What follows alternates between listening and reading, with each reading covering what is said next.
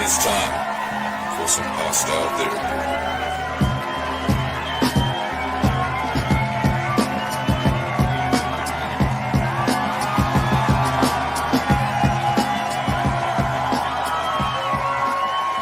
All right, we're back on for another episode of Hostile Therapy with your host, Big Red.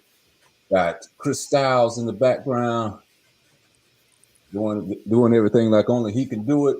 We got Alexa Page getting ready to tell people's future, ready to tell people to call her now. Get your psychic reading. Call me now. Ready to do the sequel to Cool Runnings. For me now. And last but not least, we got Miss Erica Heyoka. How's everybody doing? Fabulous. Good, brother. Wonderful. Wonderful. Good. Whimsical. Anything interesting happen to anybody? Anybody make some money and lend it my way? Yes. I hit the lotto, money, but I gotta spend it. That's Spend some money. I hit the jackpot, so that's good. You hit the jackpot? What you did? I'm manifesting right now. Okay. There you go. There you go. Oh, okay. I'm with you. Manifest some money and some peace my way. Okay. Yeah. I know that's right. Let's get it. Good vibes. Good vibe try.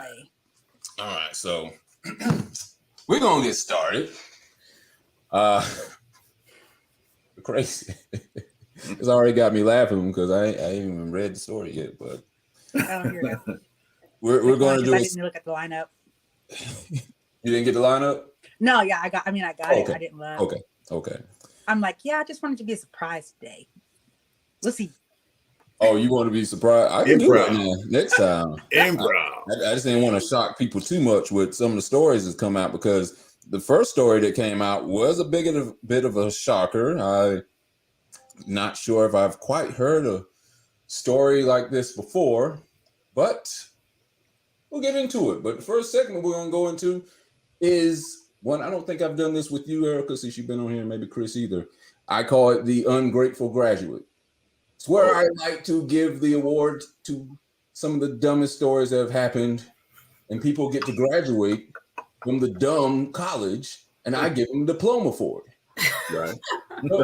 With that being said, Red, here you go.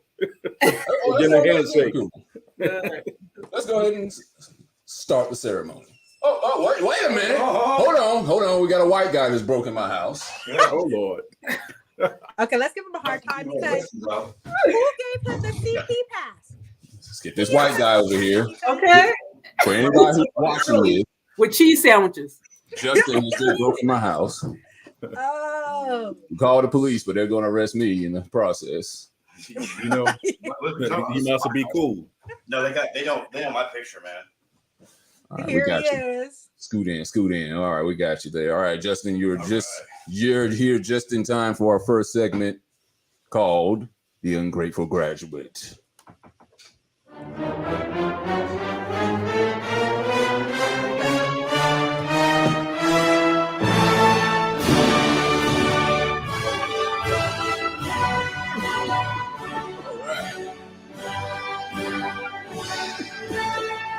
I feel like it should be on a beat.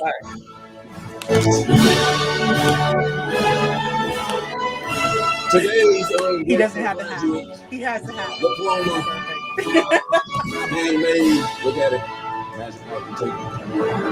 He's going to this guy in North Carolina who gave up his dog because not because the dog was wild, not because he came on hard times and couldn't feed the dog anymore, not because he had kids and he thought the dog might bite his kids, but because he thought the dog was gay. Yes, he gave up the dog because he thought the dog was gay. He gave up his dog because the dog was gay?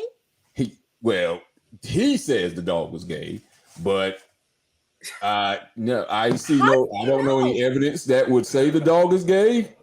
I read that. I read something about this. Right. Dog, he caught the dog humping another man. And so, based off of that, he thought the dog was gay. Okay.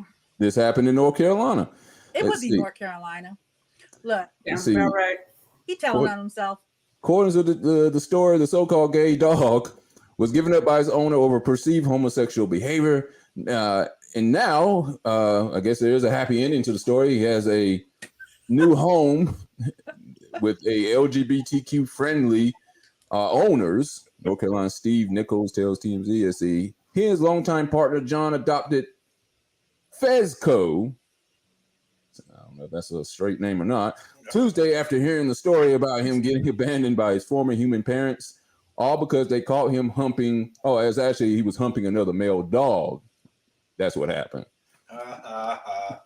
So based off of that, he thought the dog was gay, and he gave him up immediately.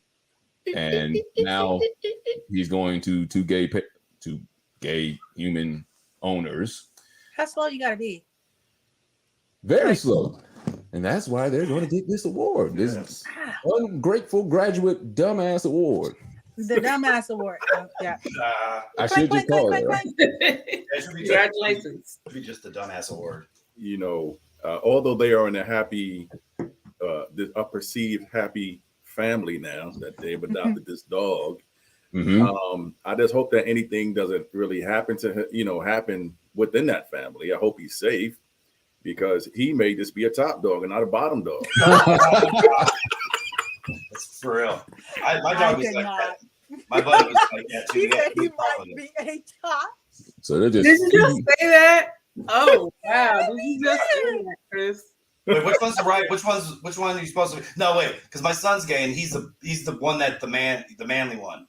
The bottom top, he's the top. The manly one? The top. I thought you said bottom. That has nothing to do with if they're manly or not. FYI. Whatever. That's how I look at it. That's how I look at He's it. the pitcher, not the catcher. Yeah. So he's a Doberman pincher?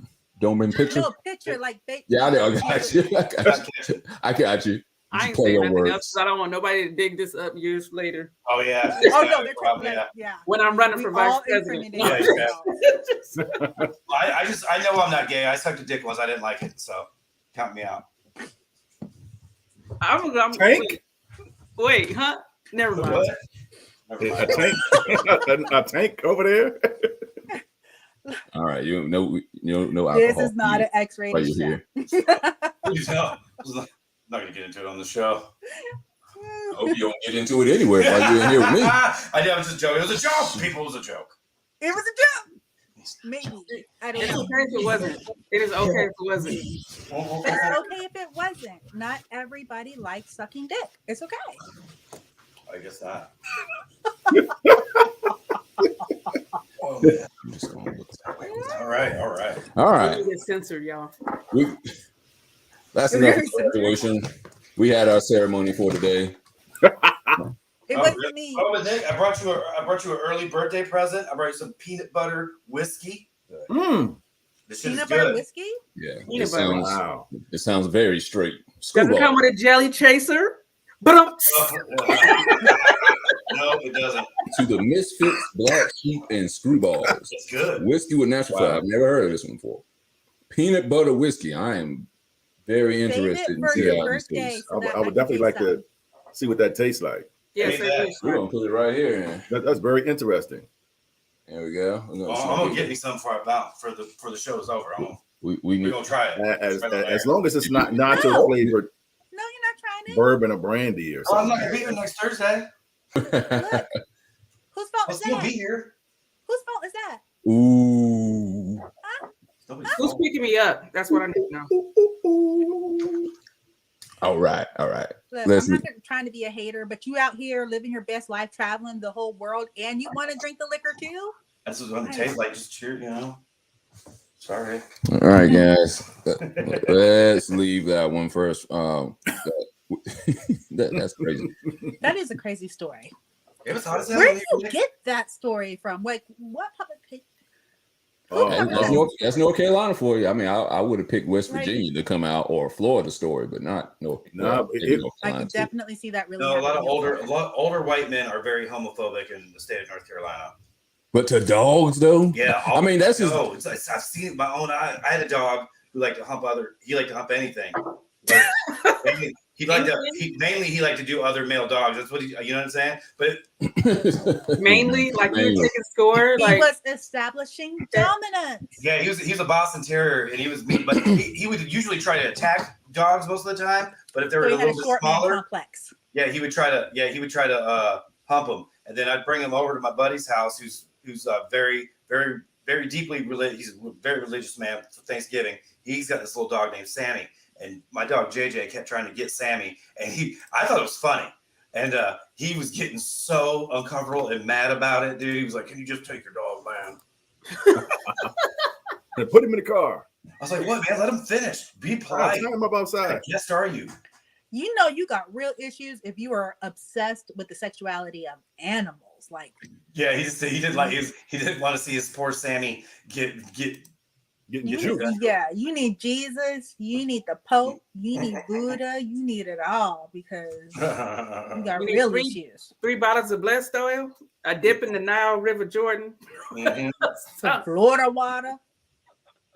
That I was like, your Justin, your dog was like that Prince song. Get it off. Yeah. 20 Rest in peace, JJ. one night stand. Yeah. I'm not a woman. I'm not a man. Oh, I'm my something God. you will never understand. I knew she was listening, I'm talking man. about Prince. Oh yeah. Oh, All right, let's go into the first segment, second segment of the night, going into the. Oh, damn! I ain't got the sound turned up. Leave it or medicate it. There we go. Here we go. Leave it or medicate it. First story for the day. I want you to tell me,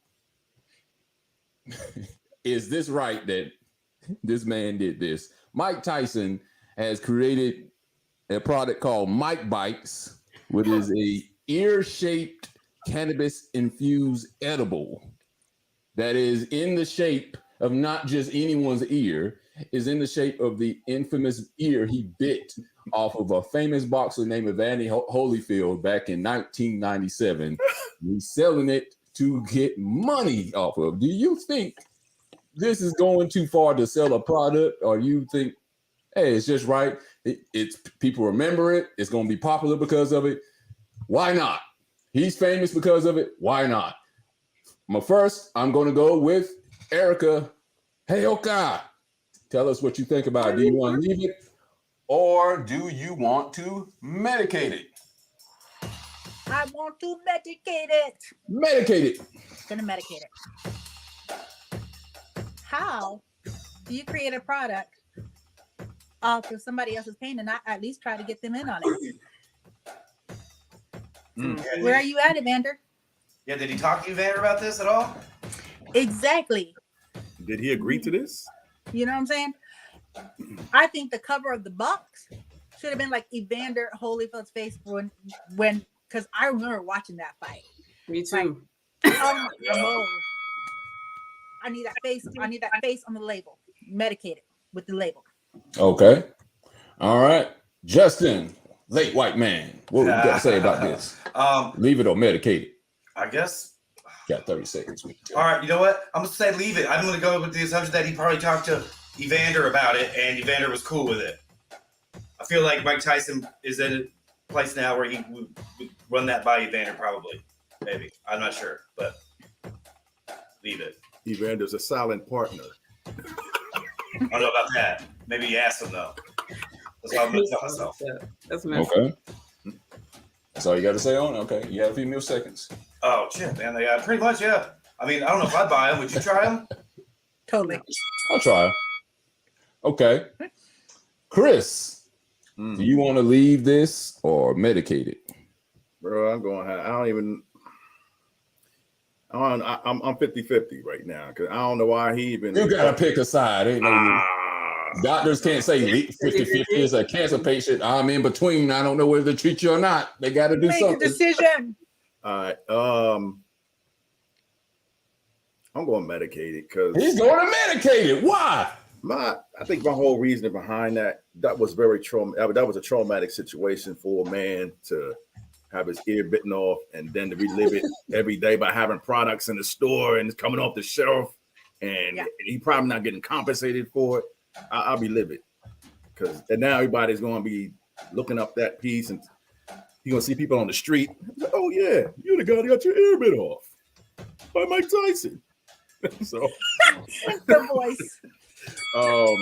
That's awful, bro. That's a bad idea. Edibles are not. Now, I wouldn't buy it, but I'd try it. Yeah. Like a legal table? You'll try one of mine? I'd try it, but I wouldn't buy it. All right. That's crazy. Oh. I wouldn't try, but he will try it. All right. I'll try it. All right. Call me now, Alexa Page. Here we go. I hope that's the last time you make this joke, but anyway, can you start the clock so I can say my words? Well, do you want to leave it or medicate it first before I start? I am going to leave it. Okay.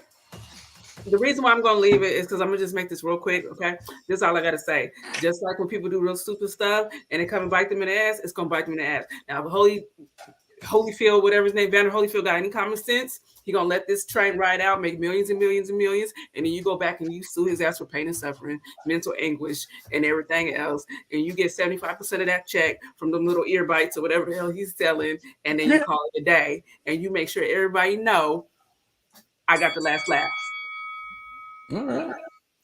Red.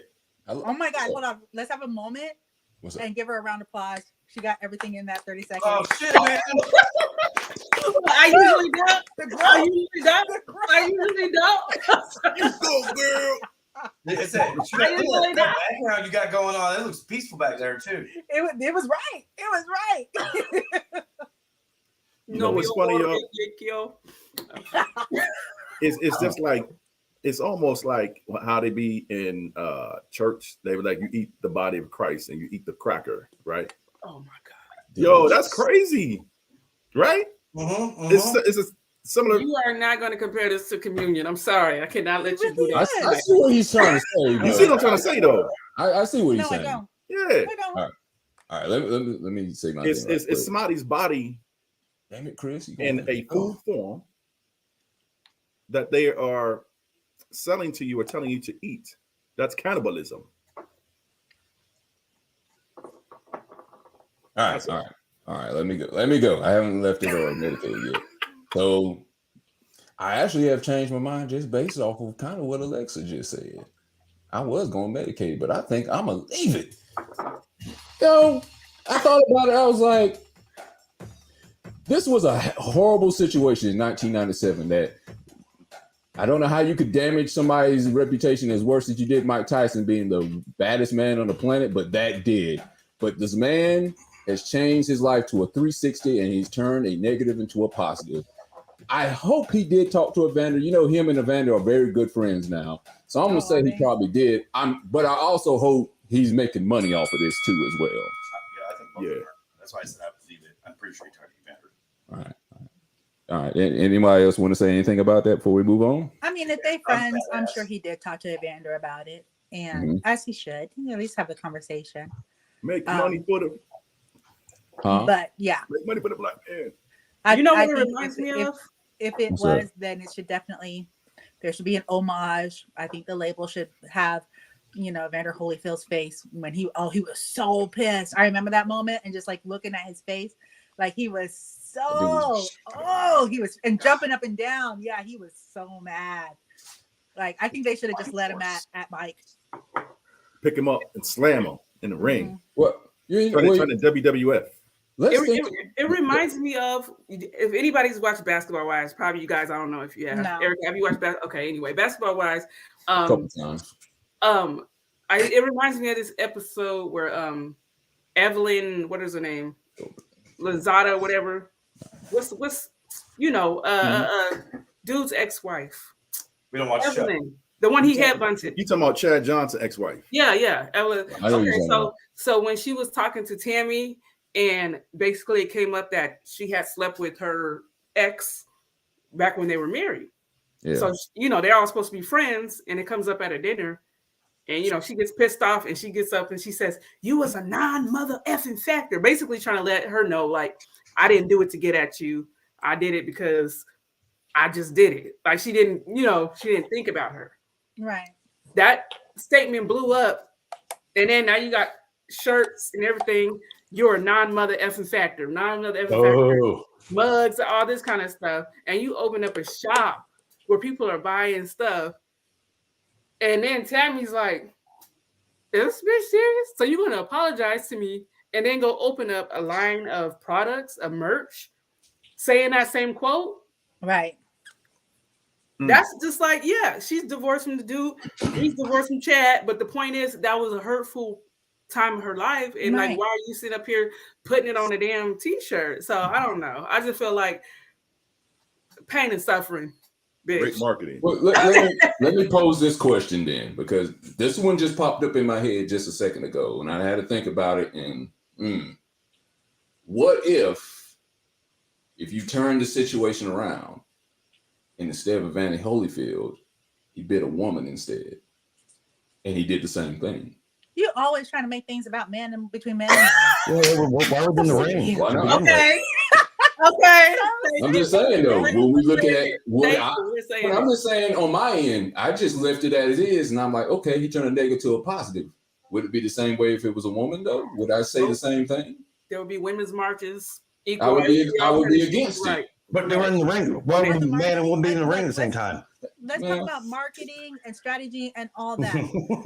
No. I mean, if somebody has a creative idea, no matter what the situation is, go with the idea. But because you have the idea. And if you have an idea to make money, make your money. However, if it includes someone else, at least have a courtesy to talk about that person. You know, talk with that person and ask them not only how they feel, do they want to cut? What are they going to do? What's going to be the outcome? At least have the conversation. Okay. Yeah, for sure. You know, because your past, number one, your past is your past. And anything that happened to you, happened to you. Whatever happened in my life, happened to me. And whatever I want to do with it and however I want to make it, that's what I'm going to do. Yeah, and you know? It was part of the experience. But especially if you made amends with that person, then yeah, you need to go ahead and try to cut them in on that. Now, if they decide not to, you know, and they decide that they don't want any part of it and they all, you know, that they can't, because at the end of the day, that is still Mike Tyson's story too. He bit off his ear. He That's don't want to lost his damn ear. I mean, he never got the ear back either. Right. That would piss me off. He should have immediately get half of everything he makes off of that. If I'm the judge. But at the end of the day, should he not be making money off of it, or should he not do it? No, it's a genius idea. They should have done it years ago. But he should make it a collaboration. Should have Evander Holyfield's face on the front. You know, just that alone right there would make them even more money. And then, you know, give a portion of the proceeds to a mental health society. Okay. Because they mental. I'm glad you said mental health. Erica, that's a good point. For the person who's the victim, like they're good friends. Now I get that, but I would think you would at least put his face or maybe his name in the painful act that it happened to him. You know, Mike Tyson's teeth are okay. We don't know what happened behind closed doors. So right. I don't want to be like judgmental, but in that situation, that's what I believe should have been done. I'll be judgmental if my ears got bit. If I'm missing a piece of my ear, I'm gonna be judgmental. You can't never get that piece of ear back. Every time you wash your face, every time you put headphones on, that's every time you look in the mirror. I bet you definitely used it as an excuse of I can't hear you. I can't hear you. Right? I can't hear you.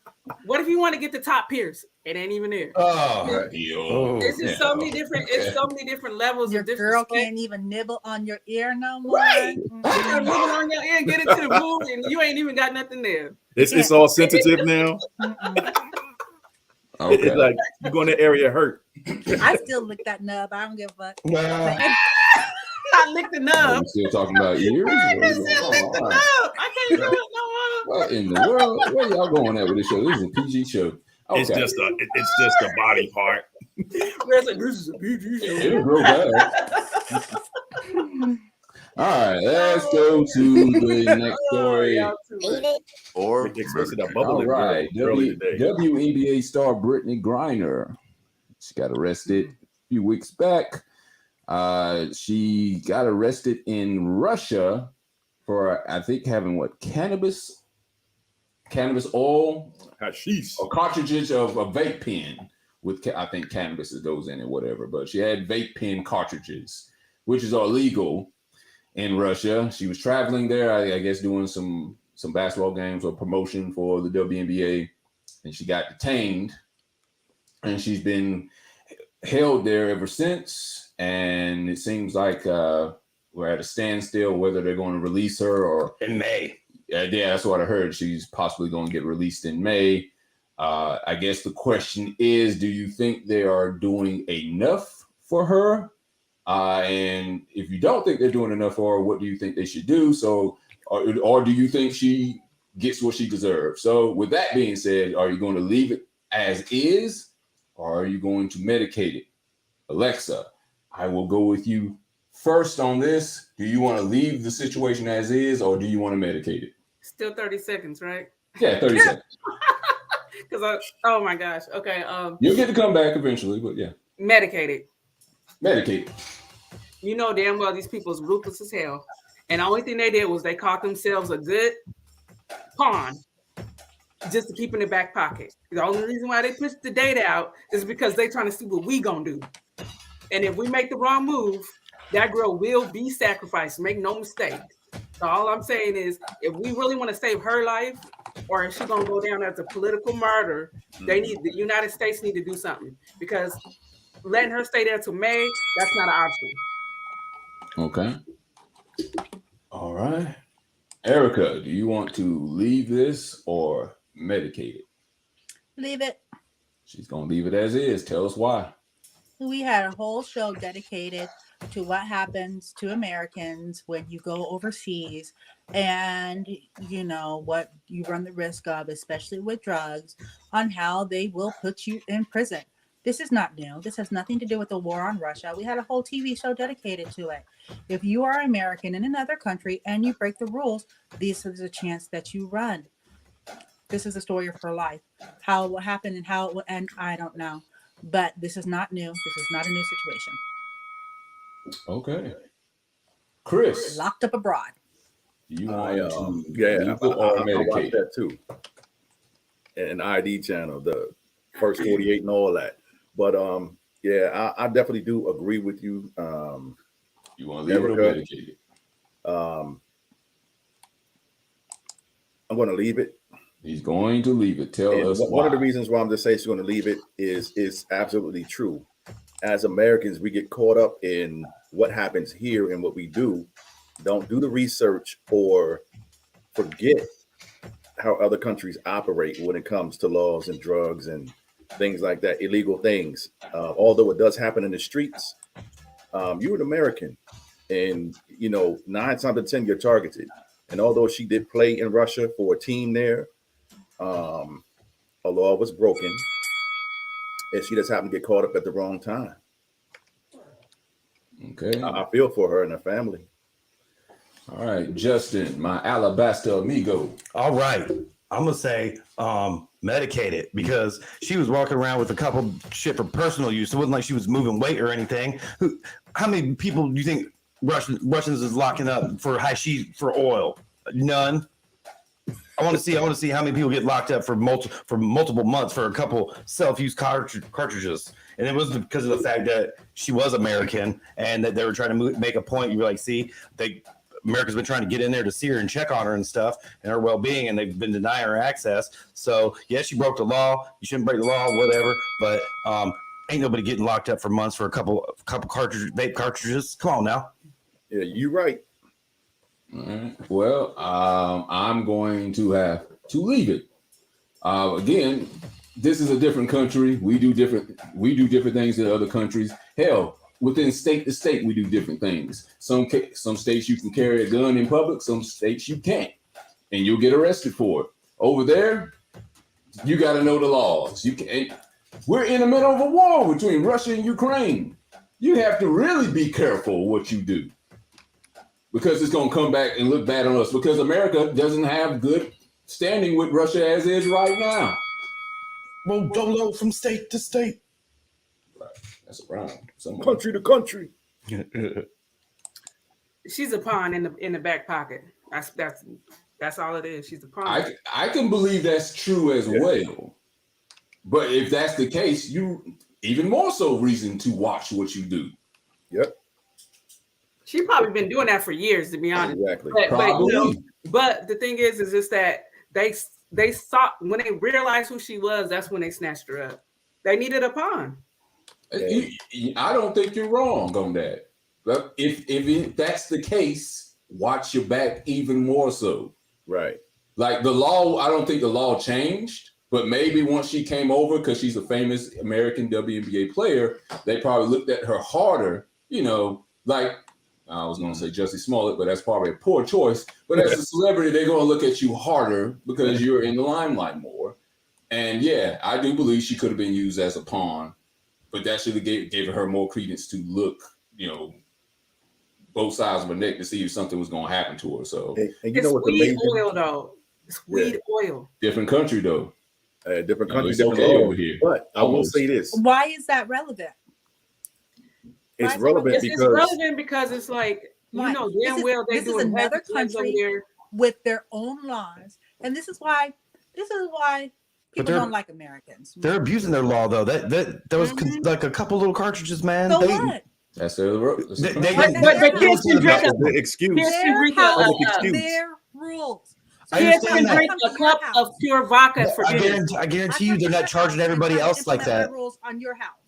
But they're not. I guarantee you, they're not charging everybody else like that for personal stuff. When it's your house, you make the rules. I know some Russians, and guess what they all said? Even the kids get a glass of vodka with the dinner. Pure vodka. But that might be their culture, though. Pure vodka. So I get what you're saying. Culture. I totally get what you're saying, Erica. But okay, go to Iraq and go steal something compared to what happened to your hand here. You're going to get your hand chopped off. Everywhere. Chop. Yeah, go cheat on somebody in a Middle Eastern country. And I don't want to, and you might get stoned. And we think our ways the right way. I need to move there. No, it is not. There's false accusations. You try, don't be false accusations. Just don't rocks at motherfuckers. You think I know he did it? Yeah, you can get a false accusation and get stoned to death. Different country, different culture. And at some point, there has to be a respect for that, and they do teach them to respect cultures and different rules when they are traveling.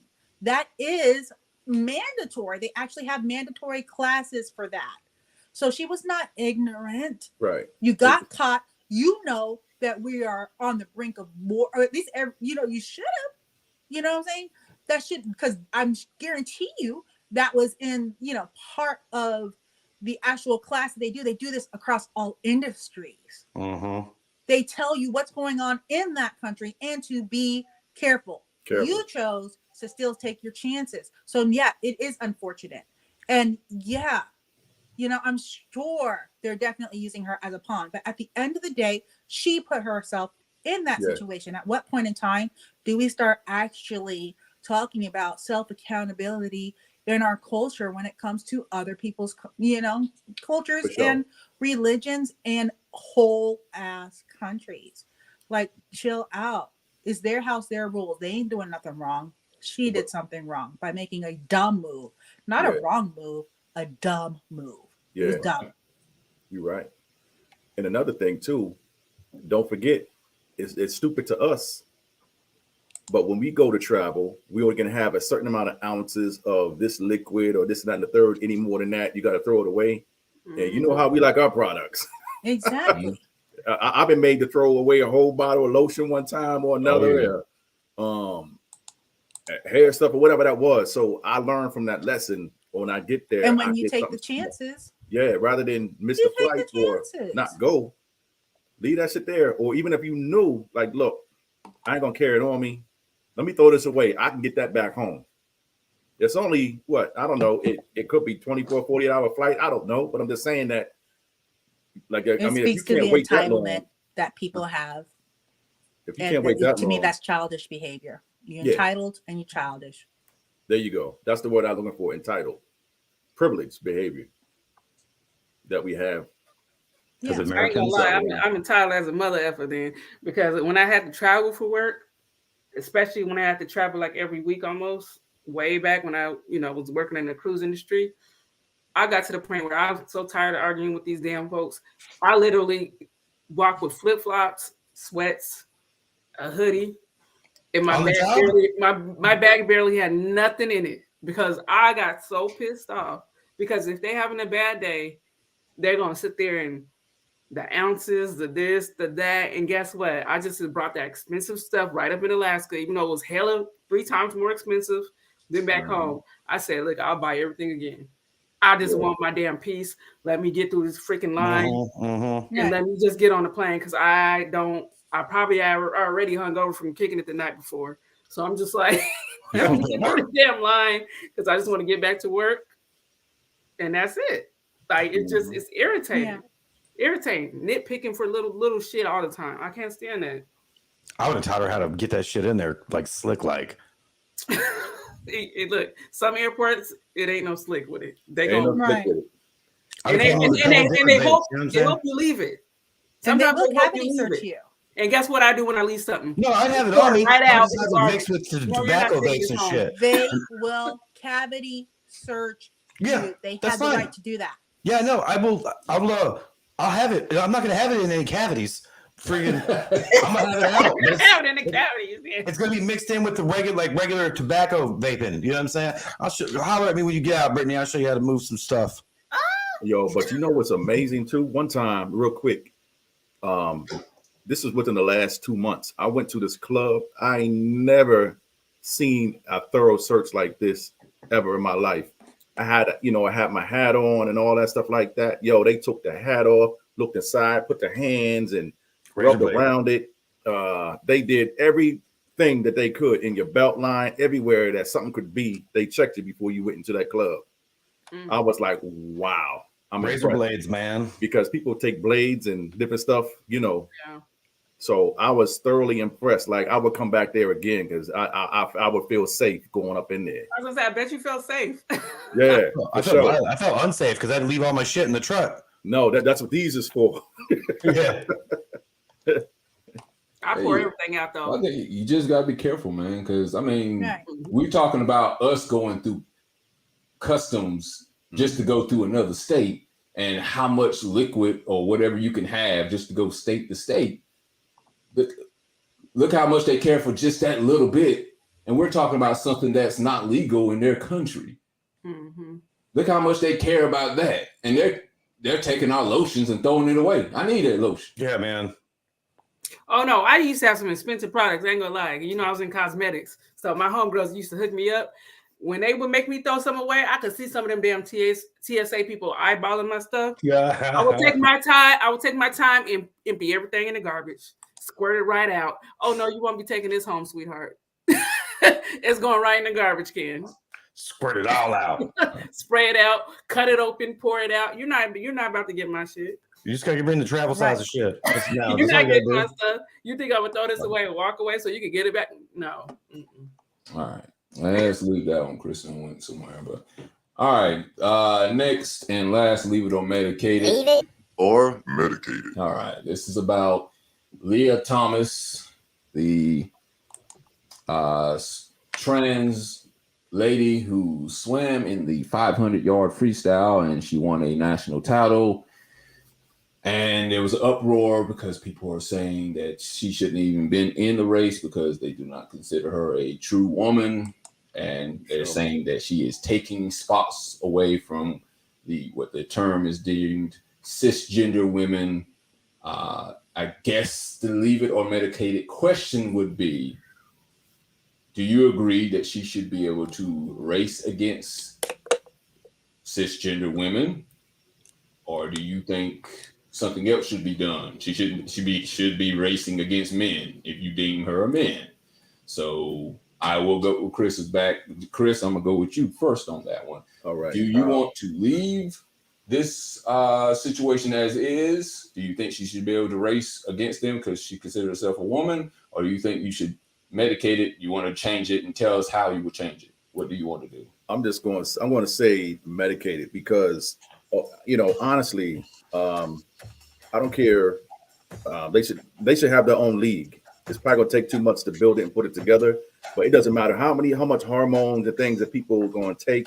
A man is naturally stronger and faster than a woman. Period. And I really think this is a litmus test that's going on right now to see how the public is going to view how they're going to try to merge and try to keep that thing going. But it's not.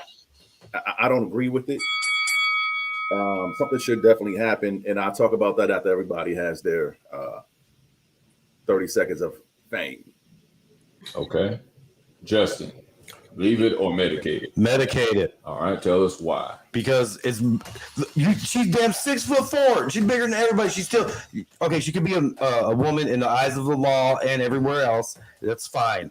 I'll accept her as a woman. I won't accept her still having the body she was born with, that is a man's body, going against a woman that is an unfair advantage. It's just like taking steroids. Okay, how many ladies that become men are in professional sports with men?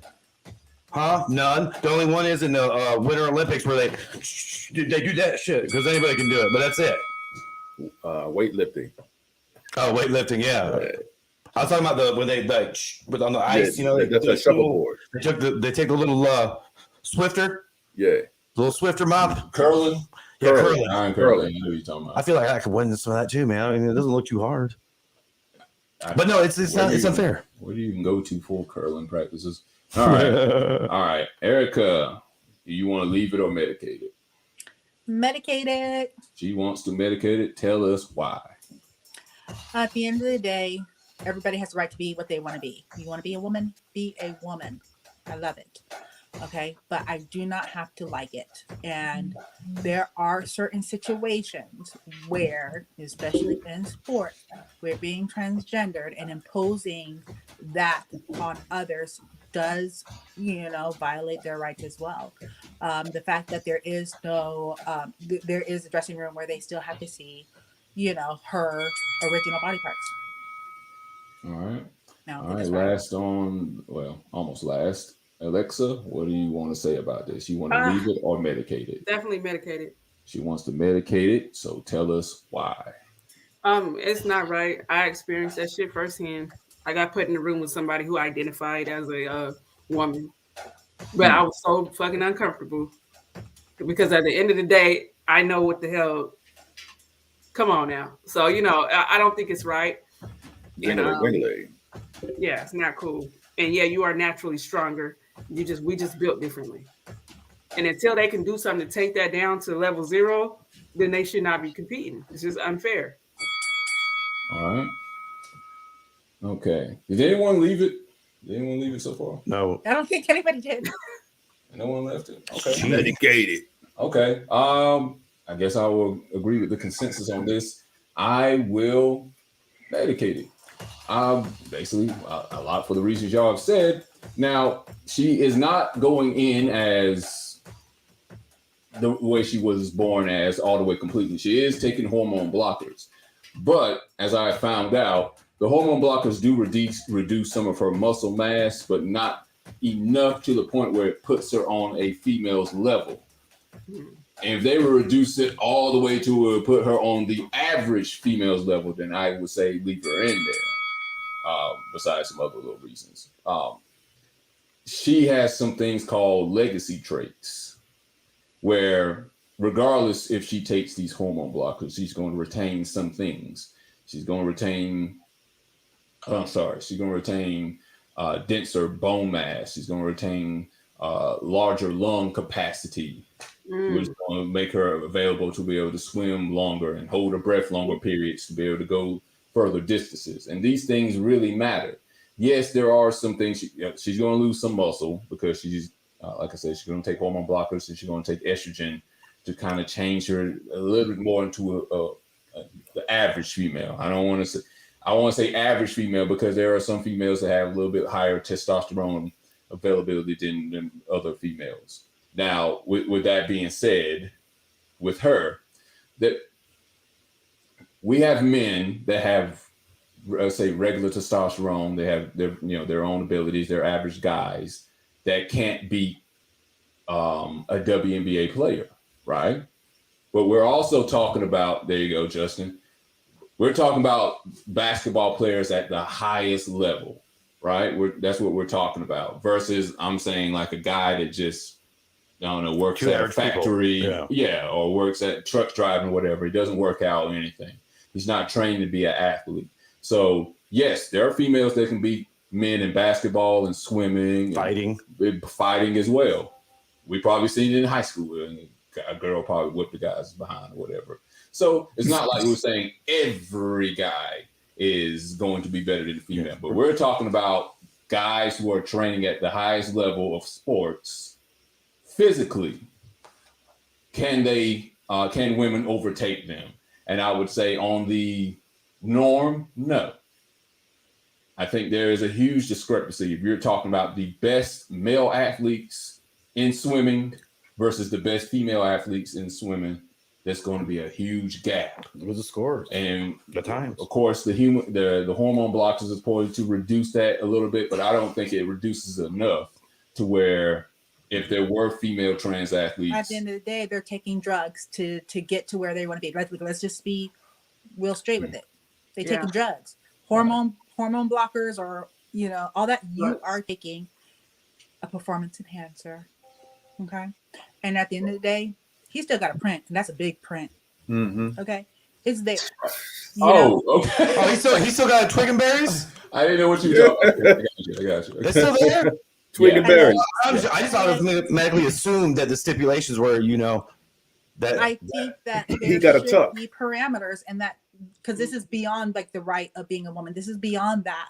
Right. You know what I'm saying? This is how much are you actually changing of yourself to be a woman, and how does that truly impact you? But not only that, in these situations, how is it also impacting the other competitors? There are regulations all across the board in all sports on how competitors deal with each other. This should be something that is part of that conversation. People want to be like, oh, you just don't want to just because I'm a woman, or, because I want to be a woman and you don't like me, blah, blah, blah, blah, blah, blah, blah. No.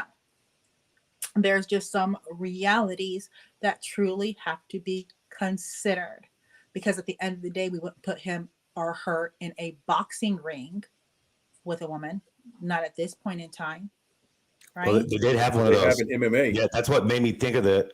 Talking about that, yeah, they have an MMA. Yep, same thing happened, same exact stuff. That's with the swimming, but it was with fighting, and she's beating the shit out of these gals. Exactly. Why we never see the reverse of that though? We never see women transition to men. Just now boxing, let's say. We usually see it the other way around. We usually see men transition to women in boxing or swimming. But how many times do you ever see it happening the other way? You don't. Did we actually do the research on this? Yeah. Yes. But you rarely ever see it. I mean, name somebody. I mean, I can't name. There's possibly one or two out there. But one of the things, point that I wanted to bring up is when, let's talk about basketball, for instance.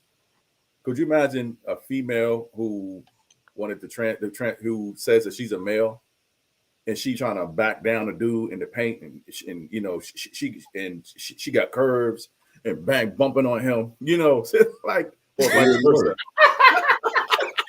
Chris. That does happen when we play basketball together, though. I'm saying like a guy who still has his genitals and all that, and he's playing in the paint, and again a girl's backing him down. I don't care if you male or female or not. I mean, certain things can happen. You might get that urge again, or something, or whatever. You might get excited. There is actually a trans man, Shyler Baylar, the first openly transgendered NCAA division swimmer that was a woman and became a man. Yeah, and I didn't say it didn't happen. I said it rarely happens. What's her rank though? Like Erica with the facts. Erica got the facts, baby. Yeah. And what about track and field? I love receipts and I love it. Look, if you, No, I if never you said don't it really didn't know happen. I what said you're it talking rarely about, then why are you happens. talking about it? You know what I'm saying? Like, these are things that have to be considered. Even if it's rarely, It should be part of the conversation. If you really want to have a real solid contribution to whatever is going on in the world that actually matters in a way, then yeah. But You you might can't need to know spring the that on effects. everybody. See, that's the thing. You can't spring it on people. I don't have no problem with, like, let everybody agree that we're going to swim against this person. Let all the, natural born women agree, hey, we think it's fair, or do some kind of test before. Don't spring it on people. Well, yeah. Like, for instance, when I got the roommate I was talking about, you think I was prepared for that? Now, Right. I don't have anything against anybody, nothing what they're trying to identify with, not. But just imagine me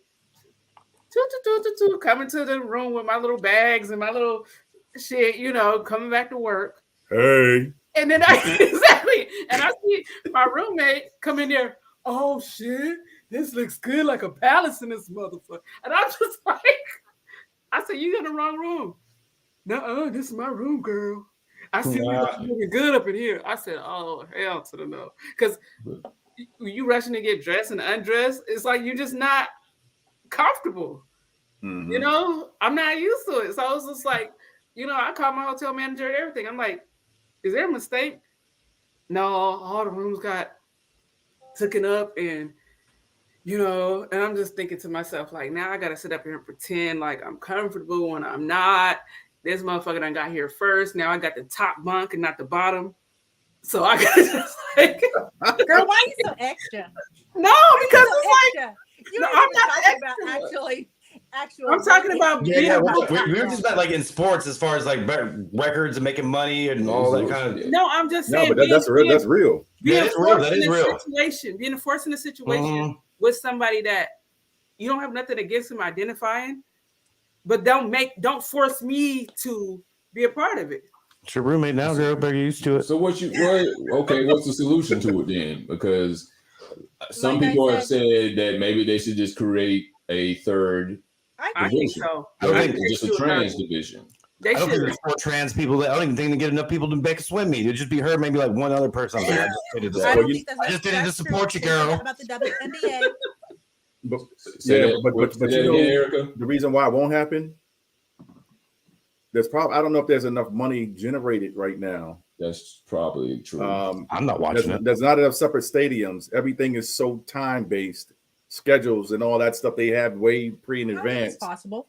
And contracts, how they would fit that in, not unless they had their own stadiums or some type of it would be hard. Is there even that many people that many trans that are trying to get into sports like that? That's why I said that would be hard. Are they good enough to actually be like doing that? I don't think there's that many trans. Well, in jail they have a section for trans. For real? Yeah. Probably. Because they can't go to either one. They go to the nice guys. in there? I wonder what it looks like in there. They go to the women. They ain't not gonna accept them, so they have a damn safer. Well, I mean, Chris, and what you're saying, I think is very true because I mean, the WNBA has their own league and they are struggling badly right now, and I don't know how that would work if they were to have a professional trans league. College would be a little bit different because they would have funding to support that a little bit better than a private business or whatever, like the NBA and WNBA. But I think that college probably could do that. I'm not sure how many. You got to start somewhere. Yeah, she would have had to been a D1 division man basketball player to make it in the WNBA. You get no regular dude is going to be able to just come in there. Joanna Man. You know what I'm saying? Yeah. Yeah. You're going to have to be good. I played with women that are really good at basketball, and they're way better than I am. That was good. Well, I mean, I don't think it's about that. I think it's about how far are you on that journey, because that does make an impact. So I think that should just be a consideration. There is Patricio Manuel, that was a boxer, and that used to be a woman, and he actually won by unanimous decision one of his first fights. So he was further along on his journey. What was the weight class? That was like a little. Is that a trans woman or a trans male? You said it's a trans man. woman, trans man. Okay. So he was a man that became. He used to be a woman. Okay. He used to be a woman, and then he won in his class weight. Whatever. And he had to take 86 pounds, and he had to take testosterone or steroids. I'm imagining okay. Yeah, but he was farther along on his journey. So you mean he did it for like a few years? I think that should be considered. Okay. Do I think that that there is a place for them? Yeah, there's a place for everybody and everything. There are just certain things that you do have to realistically consider, just like everybody else has to consider for them. They need to consider for these things that, yes, do impact people's livelihood, do impact people's money, do impact their actual records. Those things have to be, I think, have to be considered more, and there has to be procedures in place to cover that. If you're willing to release everything as a man, and I mean release everything, you can't though. Yeah, he's not far enough on his journey. I think that I don't think you can ever get rid of some of that stuff. I'm talking about get the actual surgery. Yeah, but that's not going to make it just swimming. If you get locked up, you go into a women's cell. That's when we can. Okay, you've done enough. Well, here's the other question I want to ask. Okay, so we're saying, okay, the person you mentioned, Erica, he takes steroids or testosterone, period, whatever, to bring him up to the level of a male. The Leah Thomas, she reduced her testosterone, took hormone blockers to reduce her estrogen being released in her body, to bring her closer, not quite to the same level amount of female, but closer to a female. Is that all that encompasses what you would say would be making yourself a female? Just say you identify and then just reduce your sex hormone? Honestly, I have not done enough research to give a real answer on that, where I would be wanting to like stand on that 100%. I mean, I think that, that stuff that should be researched, you know what I'm saying? And then, I mean, if there are transgender that do keep their original, assignment parts. Well, see, there's that part too. I forgot to mention that part. If you still have your parts, would you still say, okay, that's a female, even though it has a penis, but it's reduced their estrogen? They believe that it doesn't matter what's on their outside. It's what's they are on their inside, and that's fine. And I'll give them that. You can be a woman. You just cannot get any Division I national championship records because you still have It's just as much as performance enhancing. You know what I'm saying? Yeah. And I think that you should be far enough on your journey to where you aren't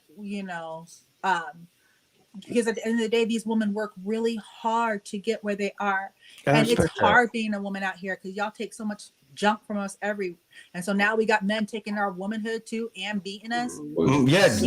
See, but that's what I'm saying. It's a real feeling for a woman, and that is, I think that especially as women, we need to be honest about that. So I am going to be honest that if I get into any competition and I have a trans woman next to me and she is performing better because she still is in the process and has not fully completed that cycle to where we're on the same level, that is an unfair advantage to me. And I would not be happy with it. Right. You know what I'm saying? Because I feel like I had to overcome so much stuff anyway, just to have some body who hasn't done the work. Well, with you even saying that, I mean, you saying cycle, but you have a cycle, which depending on how you look at it, they don't. It could be an advantage or a disadvantage that she's not going to have. They'll never be able. Now I know women sometimes are cursed with that. Not being able to have a kid. If you say that does not impact situations, it truly does. It does, and that makes your estrogen level go up or down depending on what time of the month you're in. Yep. And I'm not gonna lie, it's convenient to just say I identify. I remember one time the women's line was wrapped around the damn building one time when I was at some kind of fair. Men's line was 2 people. I went right up in there, and when they was looking at me, I said, I identify as a male right now. Yeah, I would let you go. Come on. I went right in there. Yeah, I wasn't about to wait no line wrapped around with strollers and babies, and I was like, oh no, I got to use the bathroom. So, I said I identify. Everybody else was doing it. Shit. Yeah, that's a maturity thing. You be able to handle, things like that. But yeah, it's just not fair. she's got too much. She's stronger, faster than everybody, and it wasn't. If she was naturally born like that as a woman, then okay, maybe whatever. But you can't be breaking up records and shit. If they can test your testosterone and your estrogen right before the contest and make sure it's not above a certain level, then boom. But until they do that, I believe that they do in the Olympics. Yeah, they do. Yeah. Right. with people that identify differently, you mean? Look, For they should be able to still be able to compete and stuff. They should not be in any kind of competitive sports that goes down in history, like college, professional, any of that. You know what I'm saying? Yeah, we had some girl wrestlers when we were in high. You know, that's fine too.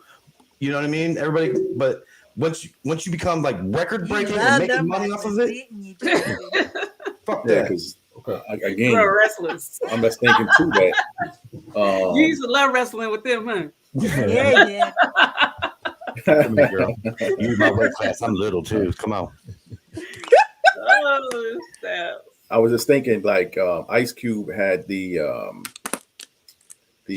Big Three League or whatever that is that they have. Yeah. They might use something like that as a litmus test to see if people are interested in seeing transgender sports like basketball or boxing, MMA, or anything like that. Do exhibitions and things like that, and let them compete in that capacity until True competitors ain't really gonna care that much. Mm-hmm. Okay, But, competition is competition. Yeah. it Yeah. is. But I'm saying, even with that competition, you can compete, but for people to invest to put that into, from a business aspect, they want to see if the money's in it for them to pour into it to create this thing.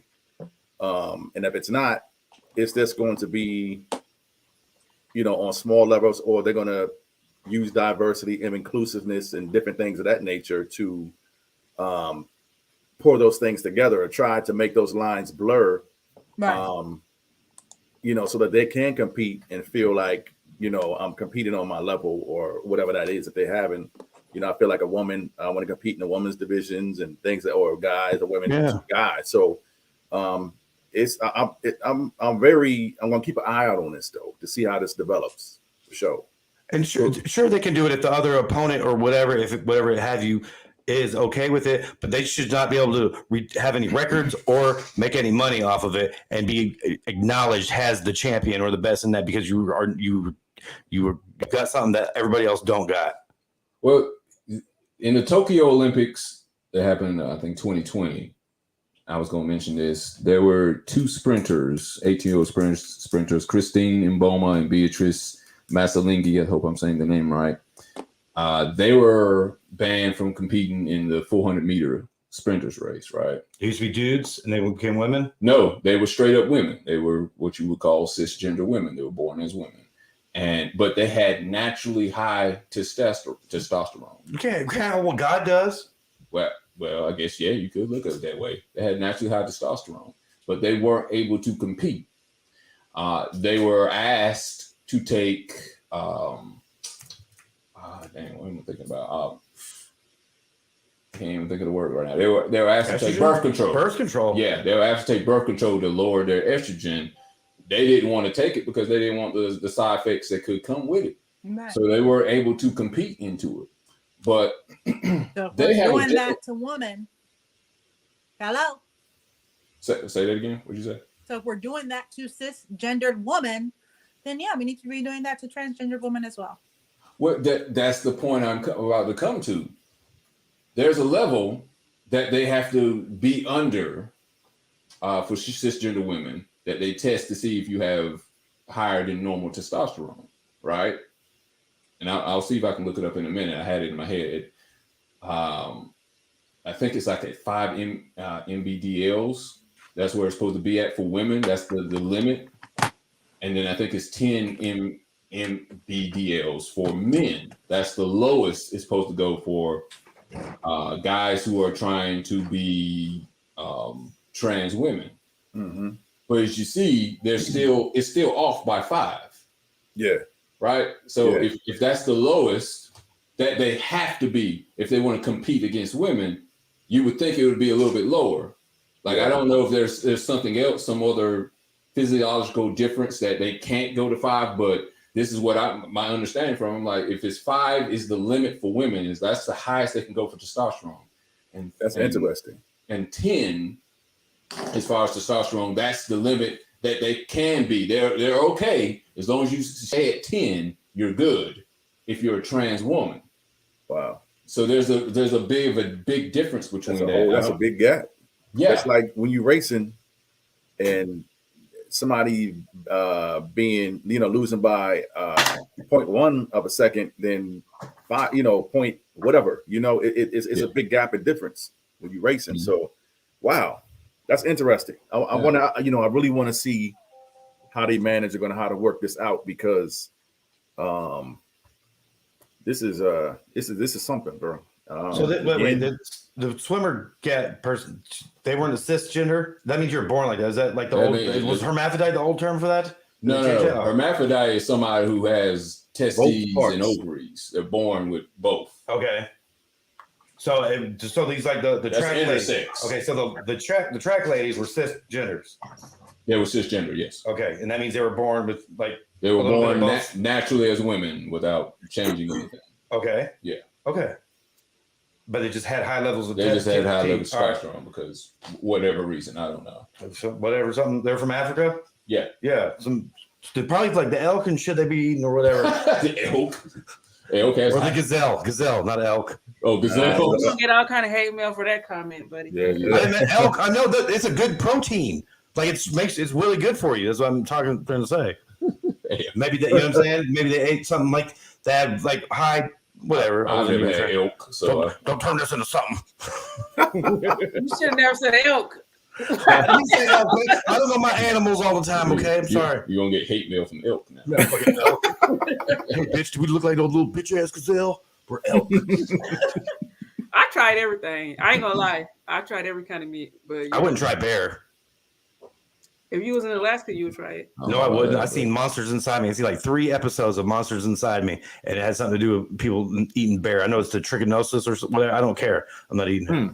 I don't know. I never had it, but it seems tough. And a bear's cool, man. I don't want to eat a bear. You want to eat a pig? You want to eat a lion? Pig? No, I wouldn't eat a lion. I wouldn't eat a lion either. I don't want to eat a lion. Like if I killed it or something with my bare hands, it was him or me. Maybe I'll bite his heart when it's done or something. But I don't want to like. Your imagination is just what we should. What do you think we should do? You think we should let's just include everybody? I mean, I was thinking about this the other day. This is why I was kind of asking the question earlier, like what would constitute being a woman? Is it just reducing your hormones and feeling like you're a woman, or identifying yourself as a woman? I think pretty much it's just as you identify. Like, okay, let's just take sports out of it. I'm just saying, what if we just took sports out of it and you just say you identify as a woman? And if that's all you have to say, you feel like a woman, then okay, let's just say you're a woman just based off of that. Mm-hmm. And then let's go in reverse. A guy said he feels like, or a girl says she feels like a guy just because they identify as a guy. Why not just have everything just what they would call non-binary? Because if you're saying gender is a social construct, which is pretty much a fancy word, just saying it's made up, then why not just include everybody? Just have unisex bathrooms, just have unisex sports, and let's see what happens from there. It's never going to work. No one's going to watch the sports, first of all. But I'm just saying, if all it constitutes is you just reduce your hormones and just say you identify as a woman, then, and that's all it takes to be a woman, then why not just, it doesn't take much, you just identify it, but why not just include everybody? Just have it, everything non-binary. All you got to do is identify. Different divisions. I think it could work. Like I said, I agree, but I don't know where is it going to stop at, because it's not going to stop. Where does it stop? Exactly. And I'm not going to, like I said, I'm just going from my own personal experience. I did not feel comfortable. Now, after about 4 or 5 days, I got used to the roommate, but I'm just like, I had no say. I had no options. I had no nothing. And now I got to sit up here and tiptoe and walk on eggshells. And how do I know if you all the way gay? I don't know that. Well, they're not gay anymore, technically. Exactly. I don't know. My head hurts when I start to think about it. I know exactly, but just think about it. Some Yeah. people get drunk and high and they go the other way. So what do I gay think at people that do? point when you start thinking When about gay it too people get drunk hard, and high, do they go the straight way? So it I'm becomes a just non-issue. saying, you never know. You never But, know. Erica, what'd you say? Go ahead, Erica. I said I think at that point you just you overthinking it. You know, then it becomes more about It how hurts. comfortable you feel around transgendered, period. And I think outside of that actually impacting your life, you think about that too hard.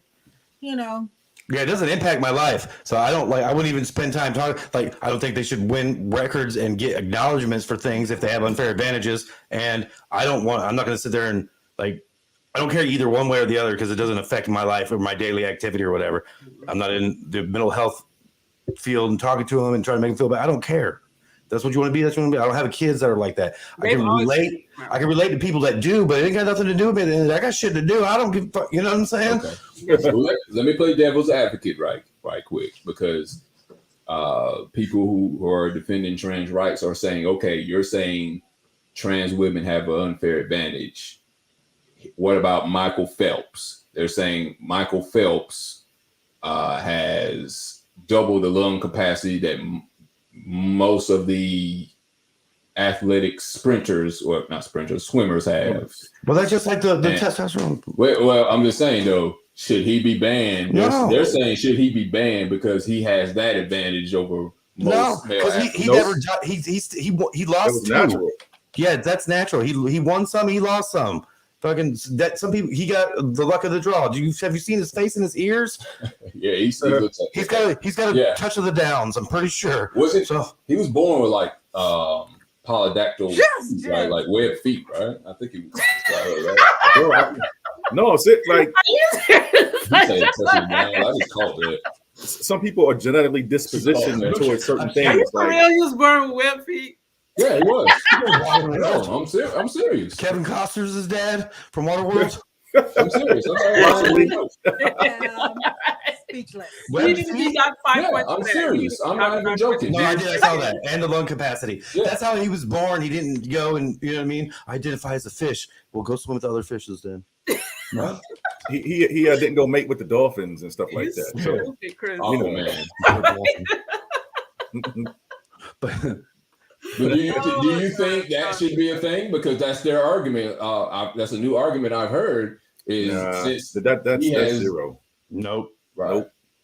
Because some guys are born more muscle mass than others. Some are more taller than others. And we don't play professional sports. Right. Yeah, some people tall and thin. Some people short and thick. Like, it's just different types of people.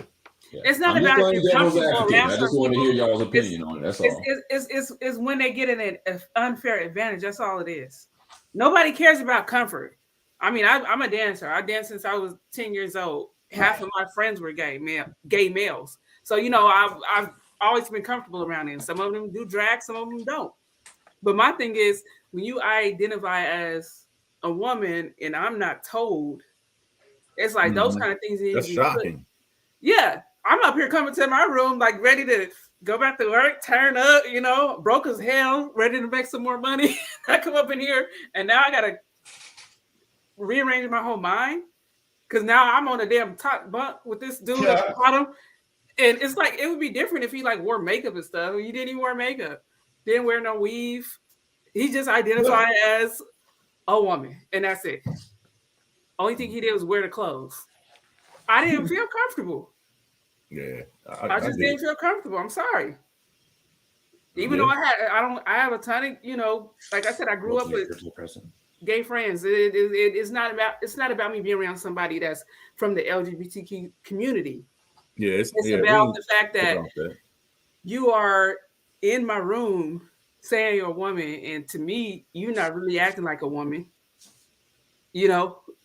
I think he might have been lying, to be honest. I thought he was lying for like the first 3 days. I'm like, maybe he's like, bi or something. But yeah, because he'd be you can't spring that on me. Alexa. You sleeping one night and somebody climb in the bed. It's on the cruise too. He said, I'm trying to get in her room. No, real talk. It was just weird because I'm just like, why are you in my damn room? He just, I want to experience you tonight. But I've heard about people doing that. Like I said, just like how straight people sometimes get a little crossing over when they drink too much. I'm just like, now what if you do that? Don't be crawling on my damn buck. You're gonna get a black eye. Mm-hmm. All right. Well, are we about ready to get into the next one? Yeah, let's go ahead and switch to the next one. All right. Catfishing. I'm sure a lot of us had some experience with this one. We touched on this one like a couple weeks ago, didn't we? Right. So somewhat. We'll probably get a little deeper on it. Catfish. I'm pretty sure everybody's seen the popular TV show Catfish. Yeah. I love that show. I don't know. I'm getting tired of the show now because it's like, damn. I mean, all the secrets is out. How y'all keep falling for it? And yeah, that's your dumb ass fault. 3 years later, you haven't seen a picture or heard the voice of the person. You still. She's a good gal, man. Don't talk about her like that. Right. But catfishing. I love catfish. I want to talk about how deep does catfishing go? Like, of course, someone hiding their face, someone hiding their voice, just like they do on the TV show. That's been deemed catfishing. But catfishing does catfishing go as deep as hiding your morals, hiding, I don't know, how much money you make, what kind of person you are?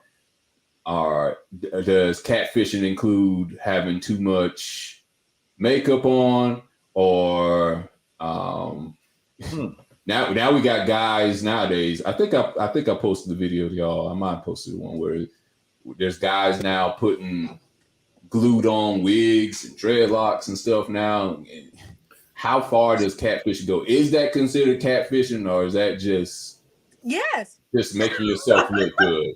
You got head. You think it? Well, I just always thought the catfishing was a term just for in the dating kind of world when you're meeting somebody, and then all those other things you're describing. Right. There's other things for that. You know what I'm saying? Right. You know what I'm saying? So, okay. All right. So with that,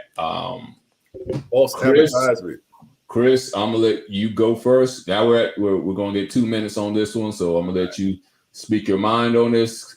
Chris, describe to me, how far does catfishing go? All right, go ahead. It almost seems like false advertisement is a cousin of catfishing. The reason why I'm saying that is because we talk about catfishing, it's like somebody had taken, although they are physically and their characters who they are who they are, that person. No, Justin. They have a picture or something that they use to entice you, but that person isn't that person that they're trying to entice you with. I think that's awful. Like, you could change your hair, do whatever you want, but underneath, like, I used to always make jokes about this because there was a chick one time that was trying to holler at me, and she had breasts and everything, but I didn't know that she had cancer at one time and they had to clip her breasts. You see what I'm saying?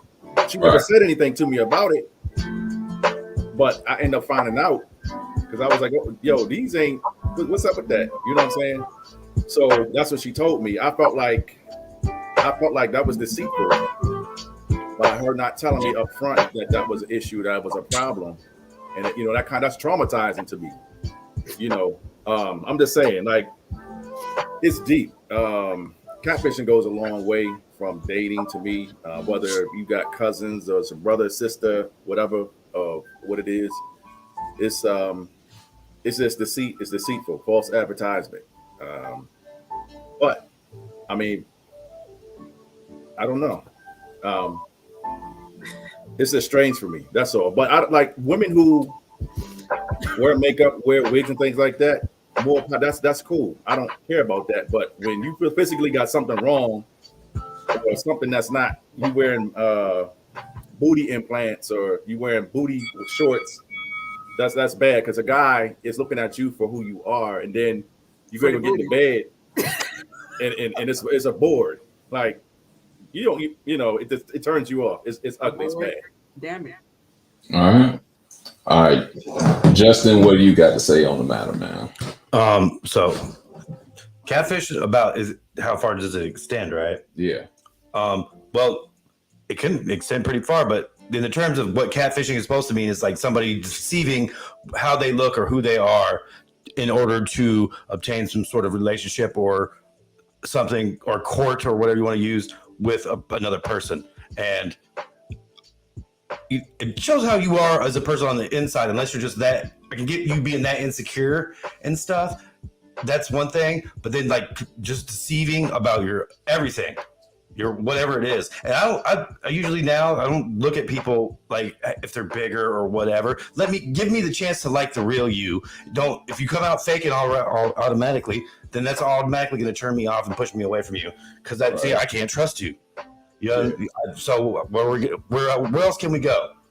We didn't start it out. Right. You know what I mean? Okay, fine. You made yourself look like you're 115 in the picture, but you actually 480. Okay, you don't know me. Maybe I would have been okay with that and liked who you were as a person. But we'll never know because you fucked that up. And,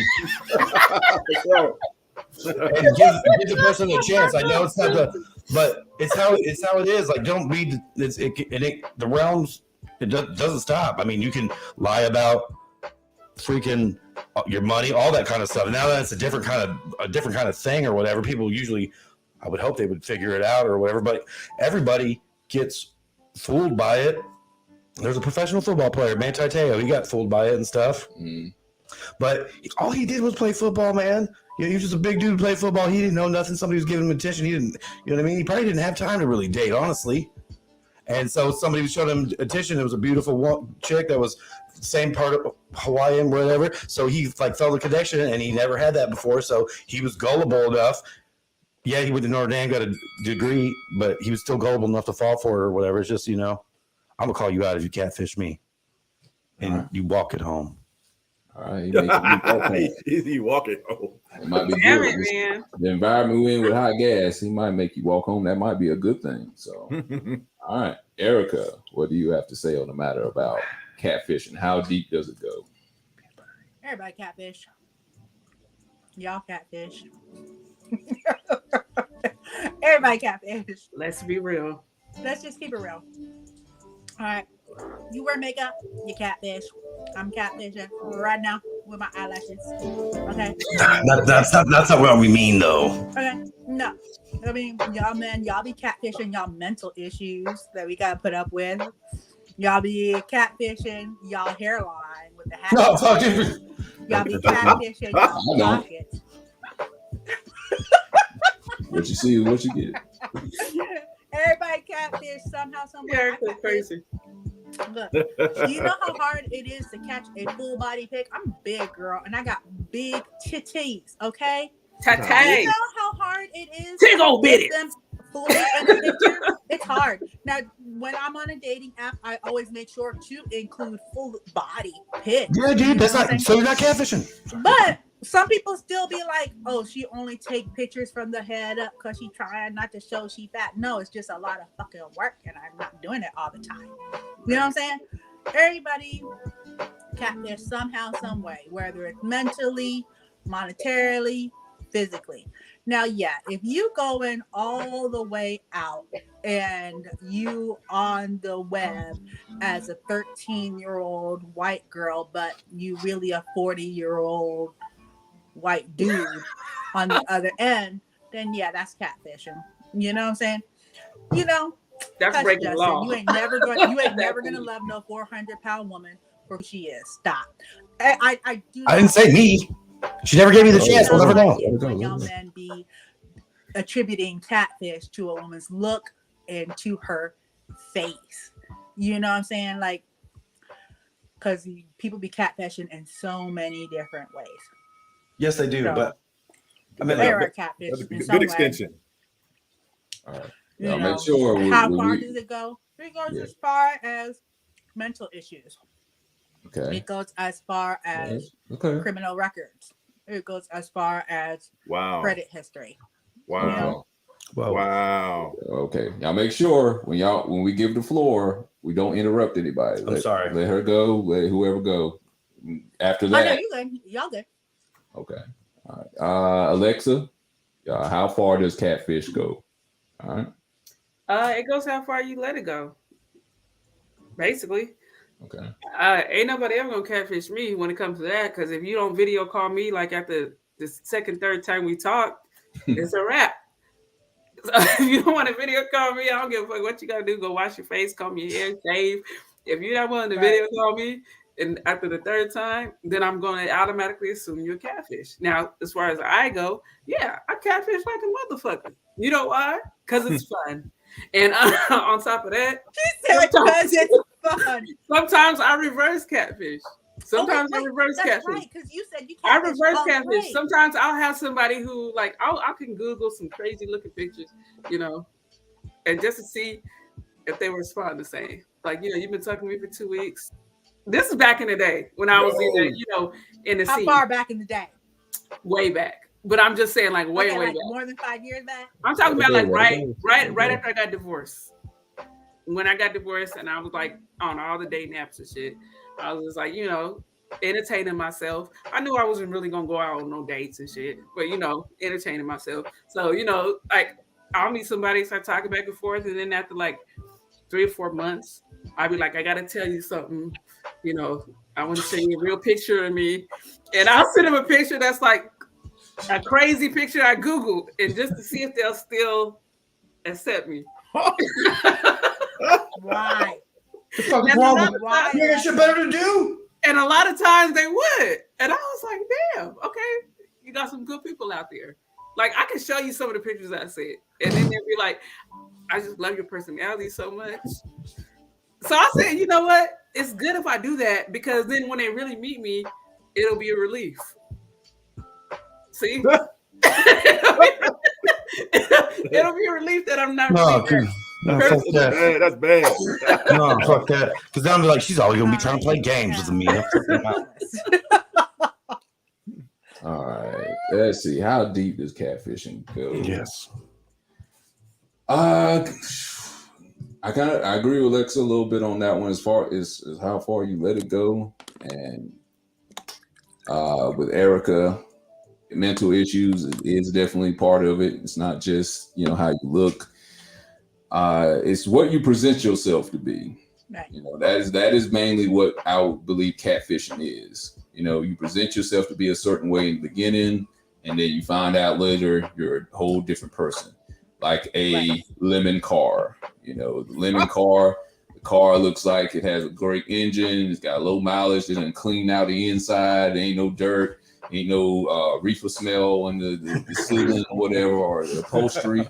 But then you get in, you drive it for a few days, and then the check engine light starts to come on. And I'll go with that with the mental issues. Like, you go out with somebody and they seem all good, they're happy, go lucky, they're loving, and then all of a sudden the mental issues come out, and then they're like, where you been at? Why you been out? You're home late by 5 minutes. You cheat, didn't you? You done got somebody pregnant. How many kids you got?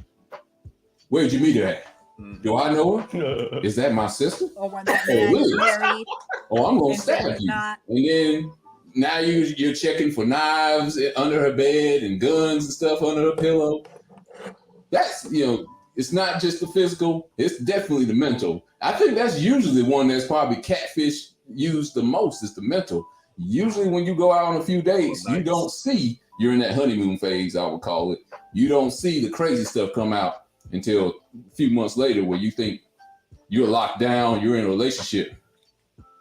And that's why I think probably the most serious part of catfishing is the mental part. I would agree with Erica. Now, what about that emotional connection? Everybody does that. We're not talking about that kind of catfishing. We're talking about we said how far does it extend? I think it extends to mental issues, not just physical. Emotional. So do you guys at what point do you guys talk about your mental issues? They don't. Oh, I learned. I did it right away. Like, I was like, because I used to be like, oh, he's Mr. Wonderful and stuff. And then my mom would be like, no. So I'm a nice guy. I'm a good man. No, I put my best effort out, but then they're like, you tricked me, mother. I've been told I've tricked people before. But that's a good question. Listen, that's a good question, Erica. Let's delve into that. Somebody who has mental issues. Let's throw a mental issue out. Let's give me one. Oh no, I'm gonna be very, very, very honest. I have two things that may impact how I'm feeling or how I things that I have to navigate. I had PTSD. I was diagnosed with PTSD when I was 21 years old after 9/11. My PTSD is actually war related and the events of 9/11 and how it impacted the fact that I was a young teacher with a whole bunch of children whose parents worked in the Pentagon and my aunt worked in the World Trade Center. And I lived in Washington, D.C. at the time, diagnosed by a military doctor. I had to do a lot of work to live with it and to overcome those things. PTSD is a literal brain injury. You know what I'm saying? And do I believe that there's full healing in that? Yes, I do. Do I believe that I have reached that 100%? No, I do not. So do I tell people, very early on? Yes. There are certain things in my life that I have to do to maintain a certain level of health because of that. So I don't make other people do them, but I explain my actions. One of the reasons why I'm very much plan oriented and I like goals, I like to do that, is because if I can, life happens, things happen, but there's certain time periods that I will say, hey, I can't have anything happen right now. So you might just going to have to whatever may be going on with you or whatever, we're just going to have to leave it alone for a minute because I am struggling in this area because of this. So yeah, anybody that dates me at all has to know that I have PTSD. And yes, I'm not going to waste time liking you for a month or 2 months, 3 months. I mean, that's a waste of time. So no, I'm going to tell people that fairly early on. You know what I'm saying? Because if all of a sudden I, have an issue and I need to stop everything and be like, I got to stop, because I have to have some self-care or, don't spring anything on me of a high level and just expect me to roll with it. I might need some extra time to process, and I'm going to process. But if you attack me while I'm processing, then now you've created in my mind a war environment. It's why conflict resolution is so important to me. So no, yeah, I talk about that very much. I also have was diagnosed with polycystic ovary syndrome. I only have a couple of symptoms that I actually work with. Most of them I have, accomplished. However, there is still a possibility that something extra might happen. And these are what those are. Now there's certain things I don't eat because of it. There's certain, holistic things I implement. However, there are certain things that can impact me. And if that happens, know that none of it has anything to do with you. And I know how to handle it. And I am my own self-healer. However, this might happen. Okay. However, I can't have, children unless, any more children unless there is actual, enhancers involved. I feel like it's fair to any man, to tell him those sort of things up front. And then if he proceeds, there's still not any guarantee that he will be able to handle that. But Right. at least I've done my part. Now, at any point in time, he feels like he can't handle it and he could walk. I'm okay with that because at that point in time, you can't force your issues of your life onto someone else and then be mad at them because they couldn't deal. You know what I'm saying? And I think a lot of times that is something that it does take a lot to be vulnerable on and to be real with. And I think that women do it more, easier than males do because we're, just because that feminine aspect of being more in tune with our feelings and society allows us a little bit more to do that as well. But yeah. And then, like I said, most people are not really honest with their with what's going on. I had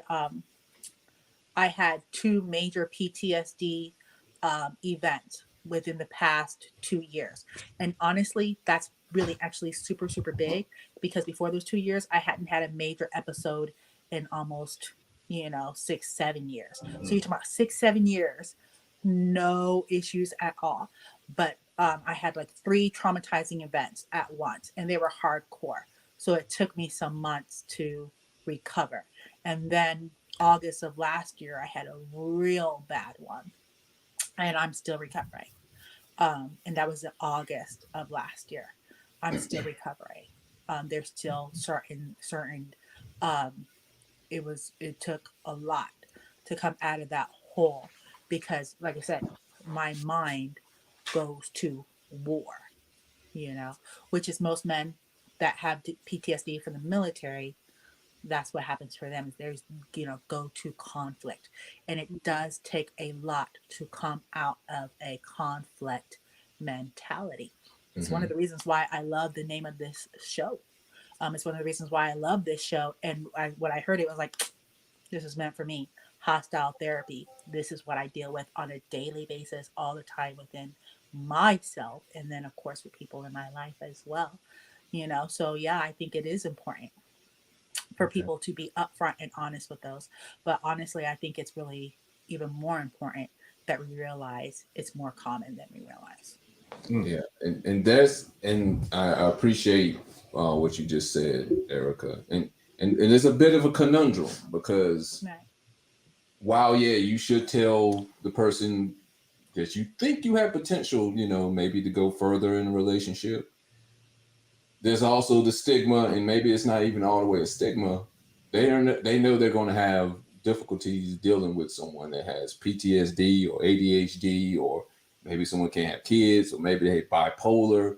It's difficult. It's not simple, and maybe they have the capacity to deal with it, and that's great or whatever.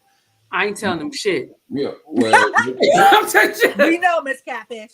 Yeah. No, I'm just saying, because at the end of the day, you get what you get. No, God is only going to put so much on you that you can bear. That's a lie. So I'm either going to be a blessing. Somebody in the situation. I'm either going to be a blessing or a lesson. That's it. That's horrible. You're going to be lonely if dudes watch all these episodes.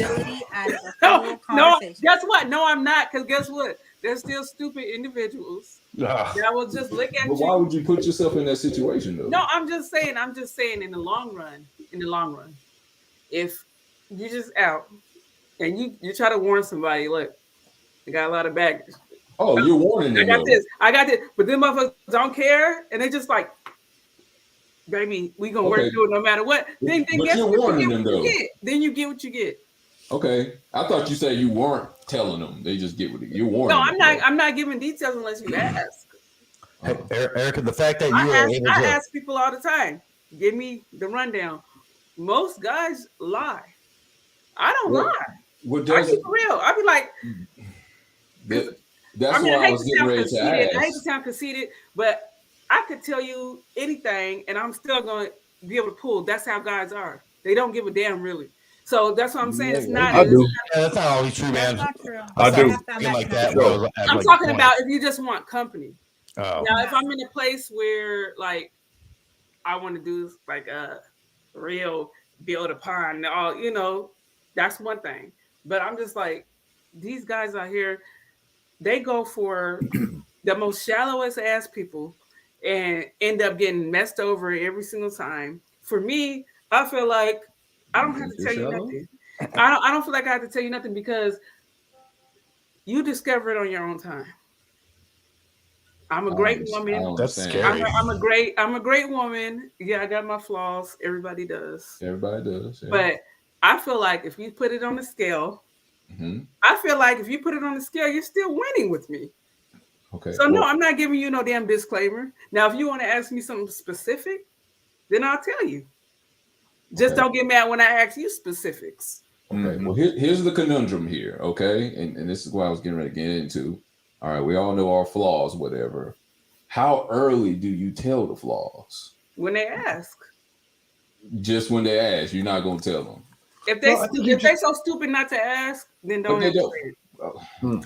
Well, it depends, man. You got to do it with kind of a little bit of discretion too, because you don't want to come on as like a drama king or too much, or like, oh, poor me. The way Erica explained it, It was perfect. Any man that couldn't deal with that is a damn fool, Erica, because that means you realize you're aware of what's happened to you, and it's something that really happened to you. You're able to articulate that and explain it and let them know. So it's not just like, oh, she's tripping. You know what I'm saying? That's something real. Yeah. You know what I'm saying? So I can relate to that, and the fact that you're aware of it and saying it, it's not your typical the mill, like when we say crazy or whatever, you know what I'm saying? Deranged. You know what I'm saying? Maybe a couple dudes have said what I'm kind of to describe about it once or twice. I'm not sure. I'm not gonna. Yeah, you don't want to leave. How you doing? Hurt. Yeah, you don't want to leave. I'm crazy. I might burn your house down. Yeah, that you kind don't of. want to be with me. But the way you could so my ex-wife was diagnosed with bipolar, right?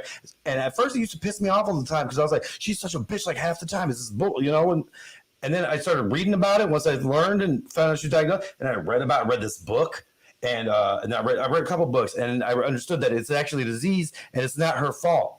Mm-hmm. And I really try to relate to that. And I never looked for. I don't know if she ever really noticed that how far and be above me, because she ended up just blaming me for saying that she was bipolar. Anyway, she's like, "You're the one that said that," and I'm not. I was like, "All right," but I don't know if she realized how much effort and work I put into understanding that, right. and trying to. And I really, really did. Like I felt bad for all the times I was a dick and was being selfish about all this stuff and everything too, you know. And I really, really tried to work hard on that and show her that I'm here for you. This is a disease. I understand, because I was diagnosed with PTSD from my military days and stuff, and that's how it goes and stuff. And I was body shamed a lot when I was younger too. Like I've always been told that I have such a fat dick, and all the time it's all. I'm just kidding. That's how Where you going? I just had to end it on that joke, but no, everything else before that was real though, for real. Yeah, and you know, Justin. You know, just like you, I did have somebody in my life that was diagnosed with. I'm trying to hear you, Chris. I'm trying to get over it. But. Oh yeah, I mean, I can't. Whatever it was that you said, the person was diagnosed being bipolar, right? Now, I've been dealing with this for like 3 years. Before I told her, I was like, "Look, you need to go see someone because this is not normal." I was like, I'm tired. Like, I've been trying to help and trying to get you to be holistic. I try to do all these different things, but it's not working. So I'm tired. I need you to go see somebody to see what's going on, because if you don't, I'm out. Because 100%. What happened was I got tired of being the pinata when I'm trying to be a support system. And I was like, I got tired of being a pinata. So eventually, I did just get out of that whole situation, because now I'm being resentful. A lot of things that was going on now, and I was like, you know, I'm pouring into an empty cup. I'm not getting anything back, but whoever this other entity is, they taking over. I just couldn't deal with that anymore. Dude, oh my God, I couldn't say it as good as you did, but that's exactly what happened with me. You know what I'm saying? So exactly. Let me say this. As somebody who was diagnosed at the age of 17, you can go years without any symptoms, and then something can trigger it and you can have symptoms. Yes. So I'll tell you this much. Out of all the relationships I've been in, and they've all been long-term, mostly, like long-term relationships, years, nothing less than 3 years. Okay, my whole life. I never had no short little ass relationships. I just haven't. Okay, flaws and all. My relationships always last 3 years plus. I've only had one, and I mean one partner who actually researched, who actually looked it up, who actually said, and I'm talking about this is a long time ago. One partner, all of them, who actually gave a damn enough to say, let me see what the fuck is really going on. Because we're selfish people, man. You know, so to me, I'm at this point now where it's just like, now I don't give a fuck. Because I'm just like, if you just so hard up, don't want to be alone, then guess what? You get what you get. Because the thing about bipolar is it's highs and lows. Yep. So people love to ride them highs, but they want to disappear on them lows. Yep. I discovered that I'm like that too. When you're coming up with great business ideas and you're being a social butterfly and you're making connections and you're doing all this, but when them lows, it's low, dude. Yeah, See, so Yeah, that's And what those you gotta realize. Like, can last a whole year. They last a long, and it did. And it Yeah, can. yep. that And I is a realized lot that to I ask was somebody bipolar by to that too. ride with you. Yeah, highs and lows. That is a lot. and it's hard to just deal with it on your own sometimes, because every 5 minutes you're looking at a commercial that's saying, if you took this drug, call this number now, you might be compensated. And I'm just like, what the every now and then you're just like, what the hell? Because all this shit is getting recalled. And that's valid. And then sometimes the side effects is worse than the actual shit. And Yeah, you're for sure. miserable. So you have to be with somebody who understands what you're going through. Mm-hmm.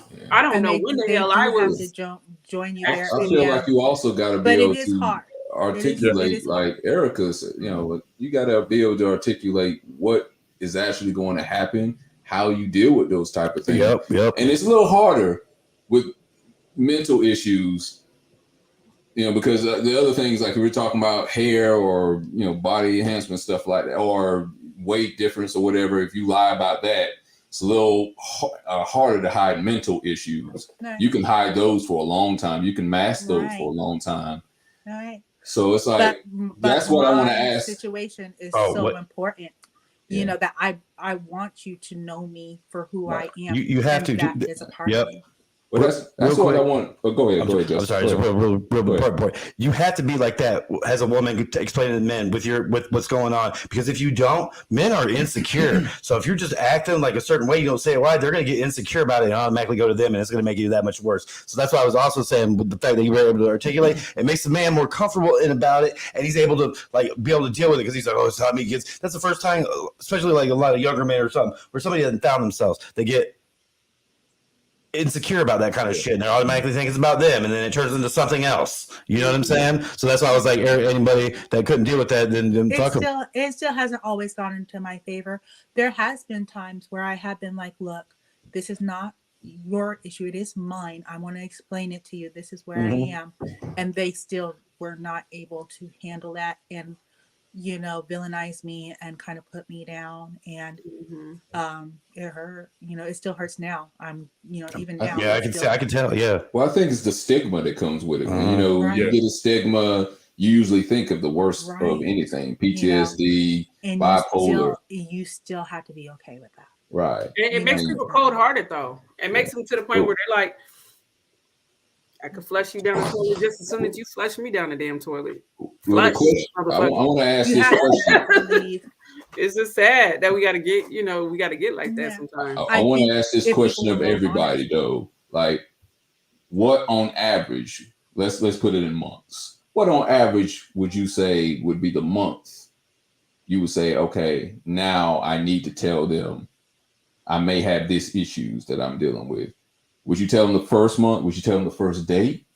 No, not the first date. Okay. What would you say, Erica? Would if be? I really liked them, if I'm like, you know what, I'm going to put in the effort to make them a part of my life. Once I get to the point where I'm going to put in effort, then I'm going to tell you. Once you decide, it don't matter how long it is. We need a baseline. Oh, is it 2 years later, 5 years, first month? Within the first 1 to 3 months. Okay. That's good. Yeah, but what if you're with that person and then that person just no longer makes you feel like that anymore? You know what I'm saying? Well, I'm putting in the baseline. If we like the person, if we're into the person, we're feeling them, we like, this may be something here. What would be the time frame? She says 1 to 3 months. What would you say, Justin? Honestly, I don't know if I could put a time frame on it, because maybe that person is actually your soulmate. Maybe that person fixes you, and then you just share your experiences in the past of your life. You let them know the things that happened to you, but I don't think you necessarily break it off as this is a big problem and people are going to run like that and automatically like start throwing it up like that. Just be like, look, this happened to me when I was whatever, and then you go from there. You don't be like, so like, you know what I mean? You don't make it sound like it's like a thing or whatever, because that scares people. That people can take shit the wrong way. People just take things differently the way they're presented or whatever. So I wouldn't even have addressed it as a problem, honestly, Erica, because that's a thing that shit is real. You were responsible for a school full of children. You know what I'm saying? But see, the problem with that is if you don't tell them at a certain time and you have the episode, then you're really gonna scare them away. they can at least prepare for it. Though. Yeah, for sure. You but that's what I'm saying. You can tell them about the traumatic events that has happened in your life. Yeah, you know what I mean. You let them know about it. Yeah, maybe not everything. You know what I'm saying? But the things that when you know that when you have a thing, because yes, when people have breakdowns and stuff like that, unless they're like your best friend and really there for you, it makes everybody else uncomfortable, extremely uncomfortable. Right. That we can all agree to that. Yeah. So you let them know that there's something that happened in your life and whatever. And sometimes it's hard for me to deal with, but you don't let it warn them and be like, oh, I'm gonna fucking go batshit crazy on you with the butter knife and God, or whatever. You just explain it like a normal adult, two people talking. If they care enough about you, they will be like, I'm here for you. Your battle's my battle, because they see what you are all really about. So that stuff shouldn't even matter. They should want to be there for you. Then I don't necessarily say they want you to hurt. Exactly. They should want to be able to within the first 3 weeks have the chance to show you that they're there for you. You know what I'm saying? They want to be there for you. I don't think that's they accurate. Want to. I just don't. I don't. What do you mean? Well, I feel like this. Everybody has somebody that is meant for them. So what you mean it's not accurate? That person. No, I don't think that either. I don't think anybody. I think two people could connect and have something really great and wonderful. Maybe it lasts a lifetime. Maybe it lasts 3 years. Maybe it doesn't. But you know what I'm saying? It could end. Most likely it will. I've never initiated a serious relationship, but I've always been the one to end it. Even with all of my issues, whatever you want to call it. I have never initiated a serious relationship, and I've always been the one to have to end it. So what is that? Like you're deflecting. No. What I'm saying is this. Is that a good thing or a bad thing? I'm saying that it's a thing. I think it's a protective thing, kind of. That's happening. Exactly. No, is that a good thing or a bad thing? For me, it's a life thing. Because my thing is this, I'm okay with myself. Some people call it self-destructive, though, honestly. But you got to think about the other person, too, though. It can't be just about you. Well, that's what I do. That's why I have all long-term relationships behind me. I'm always thinking about the other person, sometimes too much. Actually, most of the time, too much. So when I see that something is not going sometimes, in the way it should, but me, I ain't going to blame it on my sign, but I'm going to keep it real. Tauruses are freaking loyal to a fault. End up staying way too long, dealing with way too much. Aquarius. And then at the end of everything that's said and done, I'm in no better situation. Emotionally, spiritually, mentally. And what happens is it just makes me say, Alexa, you've always liked your own company. My mom used to argue with her friends because they used to say I was crazy as a little girl because they see me out there playing by myself. Girls in the neighborhood would come play with us. No, I want to play by myself. I'm good. I would play by myself, like literally. Like I've always been okay with my own company. I've never been that type to need a pair of pants at the end of the bed. That's never been me. So when I let somebody into my life, it's just because, to be real, they really want to be in my life. Oh, come on now. You want to be with them too. No, I'm saying it's a second thought though. It's never need to be the first. It's never I need a man. You know how some people like, oh, you single, that's but never maybe he's the one. Well, I don't want to I check myself sometimes. I don't want to be so hard-nosed to where it's like, I'm okay, just, like I like to try new things. So it's just like, okay, well, maybe I am supposed to be with somebody. Then I'll give it a try. And then this shit goes down the usual road. So it's just like, well, I'm okay with being by myself. I'm not tripping. I'm not tripping about it. I like my own company. I've always liked my own company. So let me let Chris get in. Chris, what do you think? What is, if you're dating somebody, what would be the time frame that they should tell you that they have some issues, mental issues? For real, I need to know as soon as possible when you feel comfortable. The first date? Like ASAP. Hey. Hi, my name is Tiffany. I have mental issues. Hey man, most of the time they gotta tell me. I figured it out pretty quick. I'm like, all right, I see what's going on here. You know what I mean? I'm like, no, all right, I get it. I would say within the first 3 weeks to the month. Okay. Like it needs to be put out there. Send me the memo. Yeah, I'm sure. like, They've already- it needs, they it already needs put to it be out there. discussed. And a lot of times, what I've done as the making, even if I see something, recognize something in somebody, I try to make it fun. Like, I would say something about myself, and I was like, "So, what is your, what's your pet peeve? What makes you go off, or what makes you do this or that?" And we just trade back and forth in an interesting conversation about each other, as opposed to turning it into something bad or negative. But we're also learning, but we're also, we're informing each other about what's happening, what's going on, what my trauma is, what I like and what I don't like. And just make it a nice, fair conversation. Because if you make somebody uncomfortable, put them on edge, you can kind of forget it right now. They're not going to tell you, or they're going to shut down, or they automatically be like, this is not going to work for me. So that's really all I wanted to say about that. But it has to be, I don't want to wait and I'm seeing somebody 6 months into a year, and then they spring something on you. Yeah. I really need to know. Yeah, I'm crazy. Just as one example, and it's not anything dealing with mental or anything like that. Okay. One time that I wanted to have kids, and the girl couldn't have kids. Instead of wasting her time, it was like, look, we can be, we could be platonic friends or whatever that is. We can have a relationship like that. But for what I really want, what I'm interested in, that's not it. I'm not going to waste your time. The same thing happened when I first moved to Virginia, for instance. Met a real decent shorty. She wanted to have kids. My kids are already grown. I didn't want to have any more kids.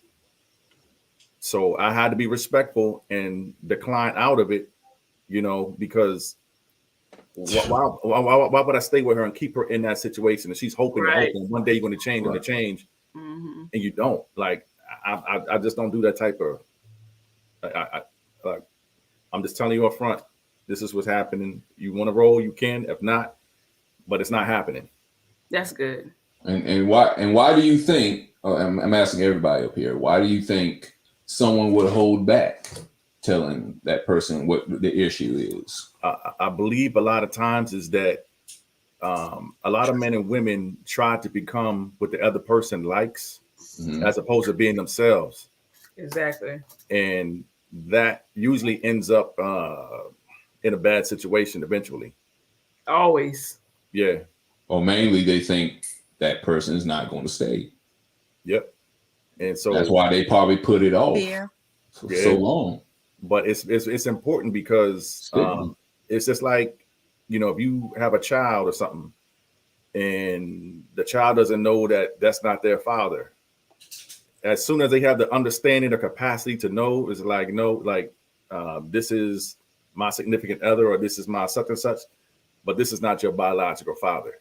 That happened to me. You see what I'm saying? Like, it's better to know early than to tell them late in the game. It messes you up. Yeah, it does. Like, I was adopted, and my parents, as soon as I was like smart, able to comprehend what all that means, being adopted and stuff, they were explaining it to me. So when I was 35, I finally figured out what it all meant.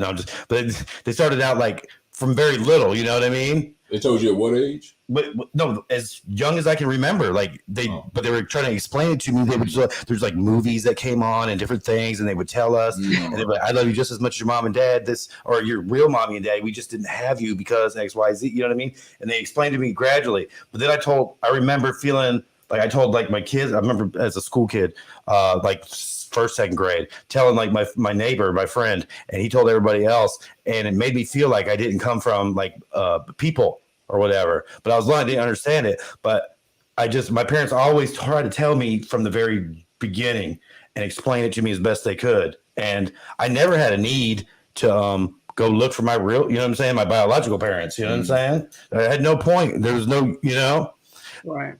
You know what I mean? There's two, and I never, when I was younger, I didn't want to, because I never wanted to make my parents feel like they weren't enough. Right. You know what I'm saying? Because they did the best they could, and there's a lot of things they could have done better, and I tell them that all the time. But they don't really, they haven't made up for it yet, but it's okay. We're getting there. They haven't made up for it yet. Oh my God! No, but they told me as much as they, because it was a private adoption. You know what I'm saying? Yeah. My dad was Catholic and my mom was raised Mormon. They're not both actively in the church, but back in 1980s, it's in the South. And you try to adopt a kid, and you guys were somebody was Catholic and a Mormon. Like they were not going to try to adopt to you. You know what I'm saying? That's just, they're not trying to do that.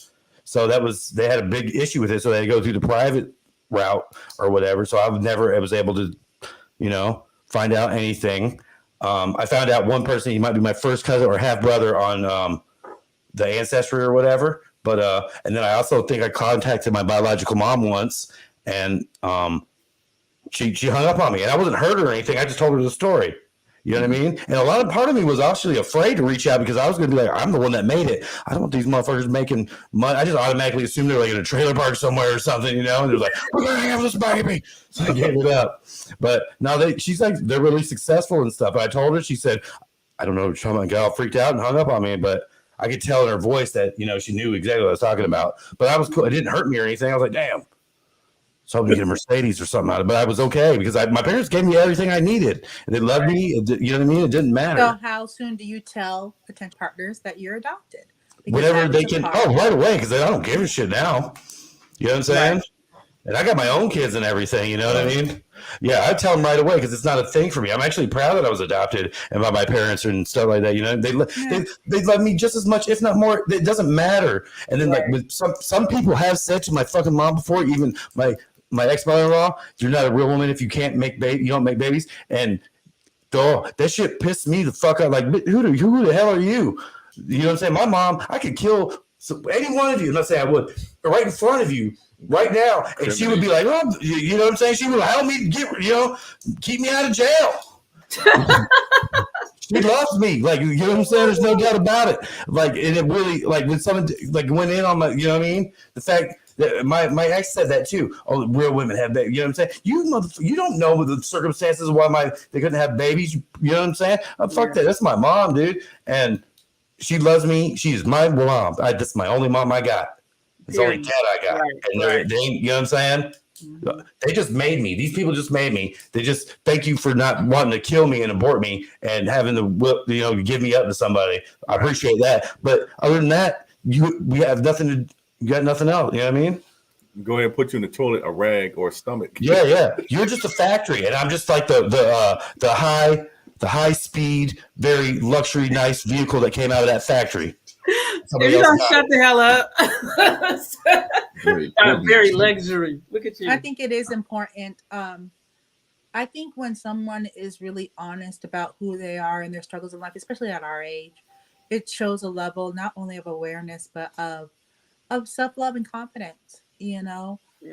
This life is a hard life, and if you've made it this far and want to act like you ain't been through nothing, you a damn liar, and the only person you lie to is yourself. Mm-hmm. And that's a real big indicator of how much you love yourself. And if you can't love yourself enough to be real with who you are, you can never love me. Hello, Tyra. So I love myself enough to say, you know what, there's a possibility that trying to have a kid with me, it might be really hard. We'd actually have to try really hard to make it. I do believe that I do have one more child left in me. But if it doesn't happen, I'm happy with who I am and with where I'm at. I've been very blessed with one child that I received with no help at all. So, you know what I'm saying? I love myself enough to not feel bad about any of that because I didn't do it to myself. I didn't make any of that happen. But it is a part of me, and it's a part of what makes me beautiful. It's a part of what makes me kind and sensitive. It's a part of what makes me nurturing and loving. And if you want the love and not the struggle that came with it, you don't deserve it anyway. Hello. All right. 100. Yes, that's true. All right. Let's move on, guys. Let's go to the last and main topic. The stuff on the last topic we just talked about. Let's get in it. All right. We're talking about, should we gossip to our friends about our mates, a boyfriend, girlfriend, wife, husband? Should we talk about what's going on in the inner workings of our relationship to our friends? Well, I was about to go with Alexa first, but now she didn't show me her face. So, all right, I'm gonna go with Chris first. Chris, should we talk to our friends about the inner workings of our relationships? First, I'm gonna be foremost and honest with you. At some point, you will have to. Do I believe that you should? Not really, but I know there's going to be a time and place, brothers and sisters, that you're going to have that conversation with somebody. So I do it with someone that I trust. It's not going nowhere, and it's share the information with somebody. I mean, it's a conversation that I've also had with my partner or whoever that is to their face. So if something does happen to run around and come back the other way, they can't say that we didn't have that conversation, or I didn't know that. You know what I mean? So to that point, like, I don't really think that, personally, I don't think that you should, but it's going to happen. That's just reality. It's going to happen. I don't think that you should talk this. Well, when we come back around, I'll tell you the other things that I'm talking about. Like, I don't talk about intimate sex or things of that nature, body parts, things like that. No, not to the homies. Right. So if I do say something, it's going to be in a third person story or something that you have. It's not even relevant to that person. You understand what I'm saying? Yeah. So, yeah. All right. It's not gonna be remote. It's not gonna be remotely close, bro. Okay. All right. A hypothetical. That's a nice way to do it. Yeah. All right. Erica, I'll go with you next. Should we gossip about our mates to our friends? I think that we're using the word gossip. It changes the dynamic. Okay. I don't think you should gossip about your partner to anybody for any reason at all. Because gossiping is just straight up talking about them. Mm-hmm. So no, I'm not going to talk about my partner to anybody. Ain't none of y'all business. Ain't nobody's business. And I'm definitely not going to talk bad about the person I'm dealing with, because what that say about me,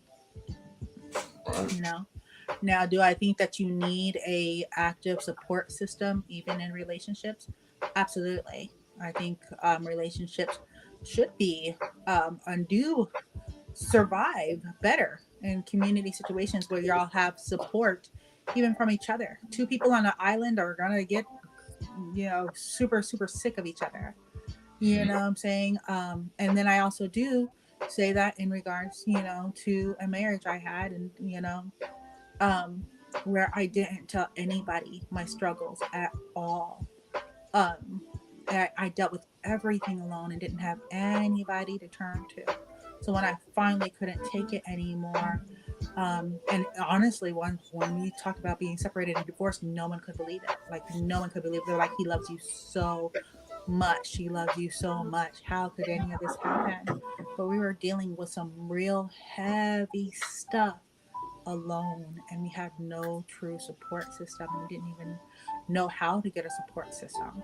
I think it's very important to have somebody that you can vent to. Now it's hard to, I think, you can say all day long, pick the right people, but sometimes you do and sometimes you don't. And that's just is what it is. I think that you should try your best to find someone that is in a mentor aspect. I think that's where we fail. Get a mentor, get a relationship mentor that you can talk to and vent about that person, and know that they are going to be just a sounding board, because we all need that. That's called a support system. Mm-hmm. Okay. Definitely somebody unbiased. All right, Justin, I'll hit you with this question next. Should we gossip to our friends about our mates? No, you totally should not. I've been guilty of this before too, but it was because I was trying to convince myself I was ready to be in a relationship yet. And if you need to vent to some people, that's fine. Yeah, a mentor should be definitely the only aspect. But if you don't have one of those, then the person that you do have should be on the end of a 1-800 number or live in another country completely, maybe another planet, because you should not get your friends involved in your stuff, Off world. especially if you're not unsure about it. It just doesn't work out, and then it just creates a lot of problems that you self-created, honestly, from talking shit. And that's something I had to learn the hard way. And I wasn't ready to accept the fact that maybe I wanted to be in a relationship or not.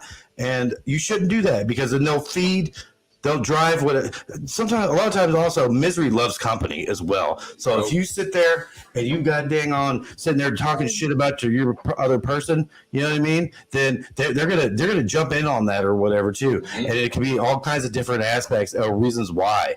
And just because they want to just be miserable too. If it's a girl that has a dude friend, 9 times out of 10, like, and you tell her that, he's probably like, all right, well, now I can get in there and look at, you know what I'm saying? So it's just not good. It creates a lot of bad stuff. I had to learn the hard way. Now I have to check my friends sometimes. I'm like, yo, I'm not, this is not, you know what I mean? Doesn't concern you anymore. That's what it is. And that's all. And move on from that, no matter, despite whatever was done or said in the past and what have you.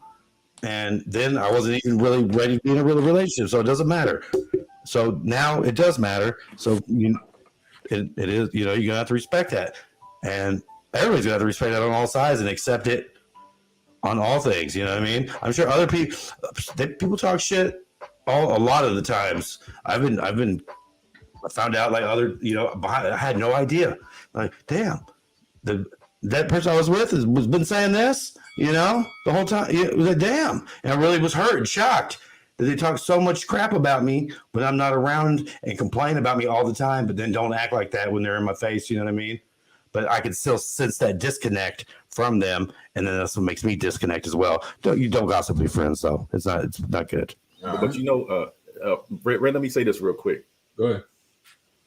It just punched me in the head, right?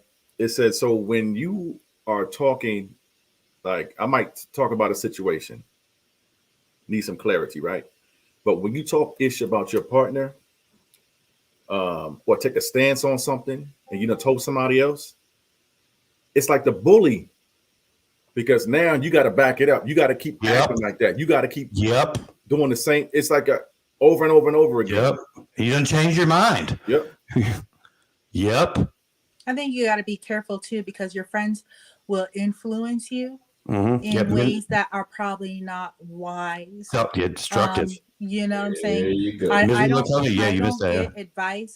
Like I don't get relationship advice from hoes. From hoes? From hoes.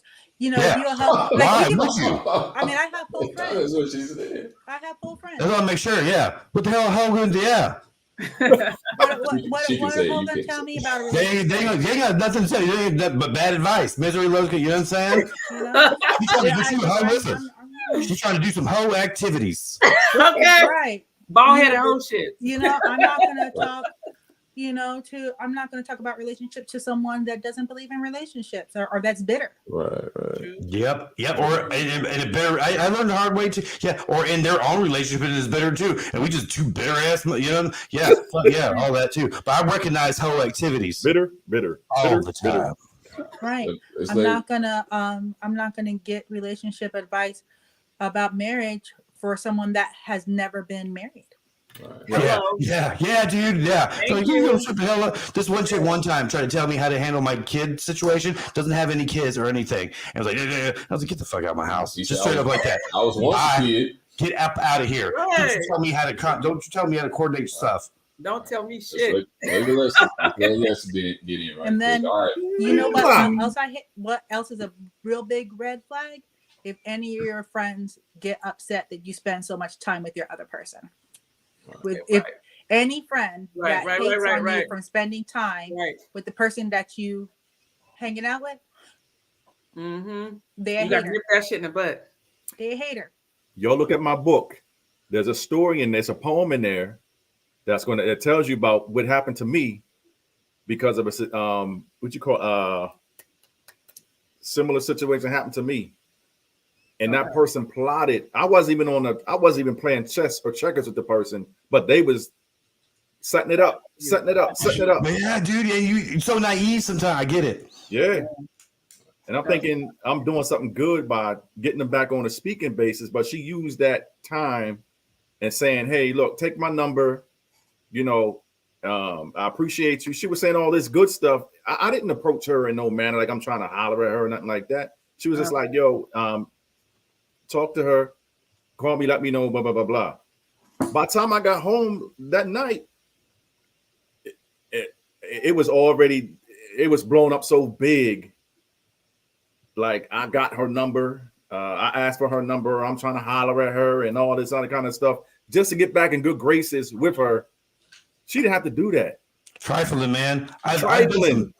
Yep. All Eric's turn. We got Alexa's turn. We got two other people, y'all. I haven't went. Alexa, I forgot. I keep forgetting. I'm sorry, man. I forgot about you. All right, Alexa, go ahead. Say what you got to say. You're just supposed to listen and be strong. You look strong. Deep voice. Got a couple minutes. Go ahead, Alexa. Yeah, I gossip like a motherfucker with my friends, and you know why? Because knew it. A lot of times, yeah, you knew it, and I knew it too, and that's why I'm talking about it. So, a lot of times, but y'all got to realize there's friends and there's associates. Yeah. Don't use that word friend too loosely. Just friends. I can count my friends on one hand. Okay. And I do not call everybody my friend. Now, socially, yeah. Hey, friend. But my friends been there since I was like 12, 13. I'm talking about some 15, 20-year relationships, okay?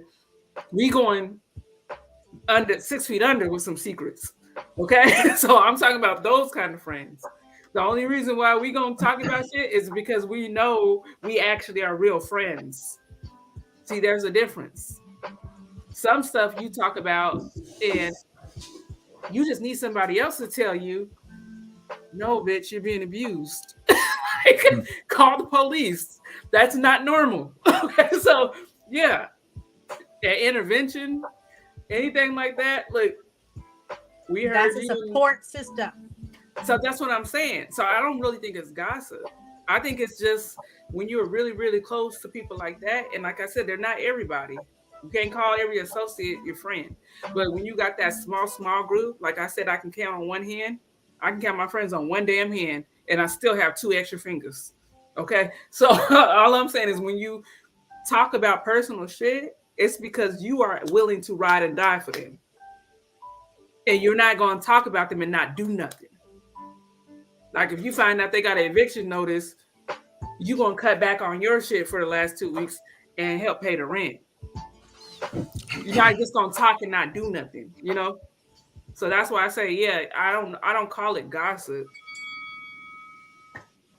Okay. Yeah, I'm going to have to say no. You do not gossip to your friends. We've all been in a situation where we want to do something, but we just like, I'm kind of afraid. And then we're like, your friends are backing you up like, go ahead and do it. Go ahead and do it. There's nothing wrong with doing it. Like getting on a roller coaster. Like, man, what you afraid of? Go ahead and get on the roller coaster. See, I don't think the only time you should want to gossip to your friends is if you're trying to get that final push to do something. If your man, you're going to tell your friends how bad your man is, you're going to pretty much look for your friends for validation to leave him. I've made up your mind. Just looking for it. I got you. Right. So, for one, you should be trying to build up communication with the person you're with to talk about their problems and get them through with. And if you don't have that kind of conversation or open communication with them, maybe that's not the person for you. But if you're going to talk with your friends, you're looking for a reason to leave because they're biased. Your friends, no matter what, they're going to look at you as the good way. And more times than not, you're going to tell the good part that happened in whatever situation you're in. Also, your friends have a memory. They're going to remember each time you told them something bad about the person you're with, and they're going to compound that, and they're going to use that the next time you tell them something bad, and that's going to be the reason they're going to tell you you should leave.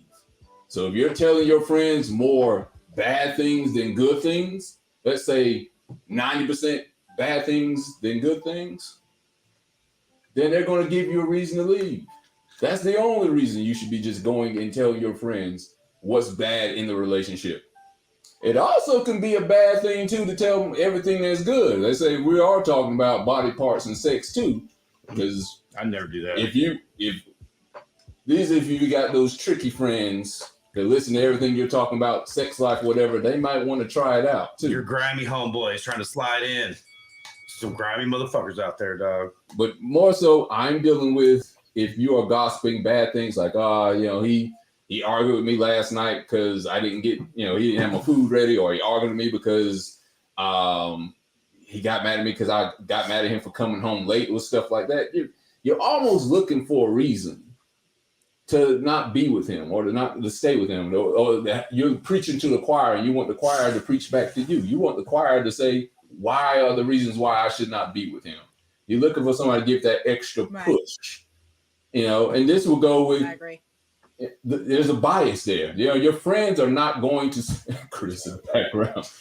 He cracks me up with that. He cracks me up every time. Your friends are not going to look at you with an unbiased eye. More than likely, some people, it's rare, and it's a natural bias. Everybody has that, especially if we were to extend this to family members, to mothers and fathers and cousins and sisters. They really are not going to have an unbiased eye to judge a situation. They're going to look at it like, well, shoot, why are you with this guy if he's doing all this, whatever? And a lot of times people will go and tell their friends. They won't tell what you did. We won't tell what we did. We're only going to tell that side of it. I'm like, of course they're going to side with you. I try to be transparent now if it's something like that or whatever. Right. I was talking to a guy though. He's into like what's that therapy, like I don't know what it's called. Shock therapy. Not shock therapy, nice. But I don't know. But what do he do? He didn't do shit. We're just talking. Anyways, AA meetings. Yeah, he's like into like alternative things to like help people with therapy and stuff. I can't get too much into it. Okay, I know what you're talking about. I can't think of the word though. Yes, there is a holistic. Yeah, something like that. Holistic. No, it's something different. Anyways, but like instead of like being confrontational, sometimes we want to call somebody out and not make them feel like what was your reasoning for doing it? Like he just gave me a couple little things, but I'm talking to my other friends and stuff, and this is off the topic of what we're talking about, but it's still kind of in the same realm when you're the person that they're venting about. Like if you're the friend that they're talking to you about their relationship, you kind of help them out because they're your friend. But how did it make you feel when you did that? And what were you hoping to gain from doing this or that or whatever? He's giving me some new little things I never really thought about. You know what I mean? Because I want to call my friends out on their relationships that are fucked up, and I know it's them being fucked up, but they can't take criticism. And I was like, how am I going to tell this bitch that, it's just you sometimes, And he just gave me another couple little areas to look at it when I'm, like, so I'm not being confrontational or like busting them out and making them feel. You know what I'm saying? Insecure about, because they can't take criticism. So you just ask them the question. You know what I mean? I just felt enlightened when I learned that yesterday. I wanted to share that.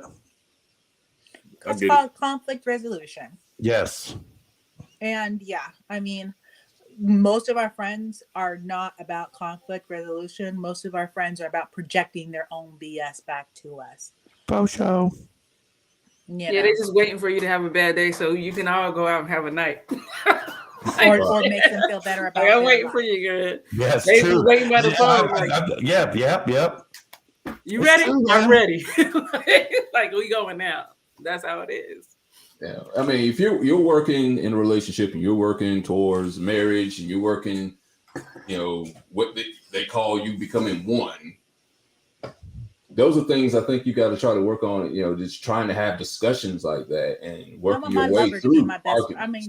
I want my love to be my best friend. So, right. The only person I want to gossip about him to is him. Right. Mm-hmm. Good luck with that shit.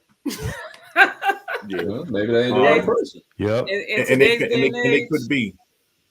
It's just what I want. Hell yeah. It's what you deserve too, We can dream. Always talk about this, right?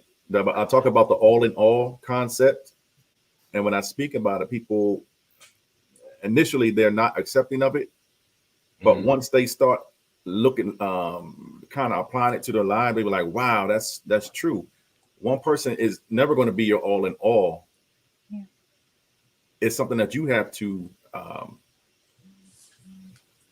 if you're happy within yourself or you're working on yourself. No one person is ever going to be your all in all. It's 100. It's facts. If you have that mentality and thinking I mean, stuff is going to go left or right all the time. So somebody different is going to come to your lane. Because if that person was your all in all, you wouldn't have no girlfriends. You wouldn't have any dealings with your family. It's a lot of things that you wouldn't have or wouldn't do. So when I started sharing that information, be able to have conflict resolution with that person. Absolutely. To not always feel the need to talk to everybody or for sure multiple people. You got to live with that one person. situation. If you can't talk to that person, that's awful. About what's really going on. If there is some sort of conflict, what are you doing in this world? Right. You got to live with that person. Yeah. I mean, we were just talking about being able to tell them if we have mental issues and stuff like that, and being comfortable being able to do that. If we can't do that with a person you live with and possibly going to have kids with and be with them for the rest of your life, what are we doing then? Yeah. We're picking the wrong person. My problem is I would have an issue, but I didn't want to hurt the other person's feelings. I didn't really know how to address certain things. Some things I have no problem addressing, but other things I feel like kind of bad and even a little, even though I shouldn't feel guilty about mentioning it because it's actually like it could be anything. I shouldn't feel guilty about mentioning it because it is a problem to me and it bothers me and it affects me or whatever, but I don't want to make that other person feel bad. It's all about how you present it and say it. Yeah. Well, we don't always do that. It's about being willing to stay the course and learn what yes. really means. And that's it might be not like a character flaw necessarily that I'm talking about either. It could be like it could be anything. Because we're not all perfect. No way. I'm not either. Even though I gotta remind myself that constantly. You will never arrive until you're dead. Okay. We judgy. So it's like every day that you're alive, you have something new to learn. And the way, even like us and how we all talk. You know what I'm saying? What do we do throughout the week? What do? We chat. We are constantly communicating. We work on learning what each other likes, how we talk, what our vibe is. Guess what that takes? Effort. Because we are on a show called Hostile Therapy, meaning we don't agree with each other all the time. But we have it. Yes, we do. I can't always respond because I'm going to crash. I'm running off the side of the road. I'll be going from one job to another sometimes. No, and I can't. I think we are okay with doing that with others, but the closer someone gets to us, the more uncomfortable it gets to. Yep. Because you do start feeling either defensive or attacked or insecure, and I think that we need to like learn how to be okay with that. And that is hard to be like, I feel insecure right now. I'm okay with that. And can I share that with you? And will that be okay yes.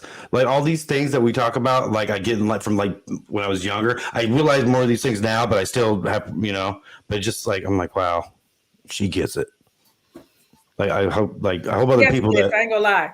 When you get your counseling set up, I'm gonna sign up, Eric. Are you really? I really am. I'm just about ready. Like I said, I just need a family discount. You don't know too much about me now. I can't. You're gonna have to agree. I need a family discount though.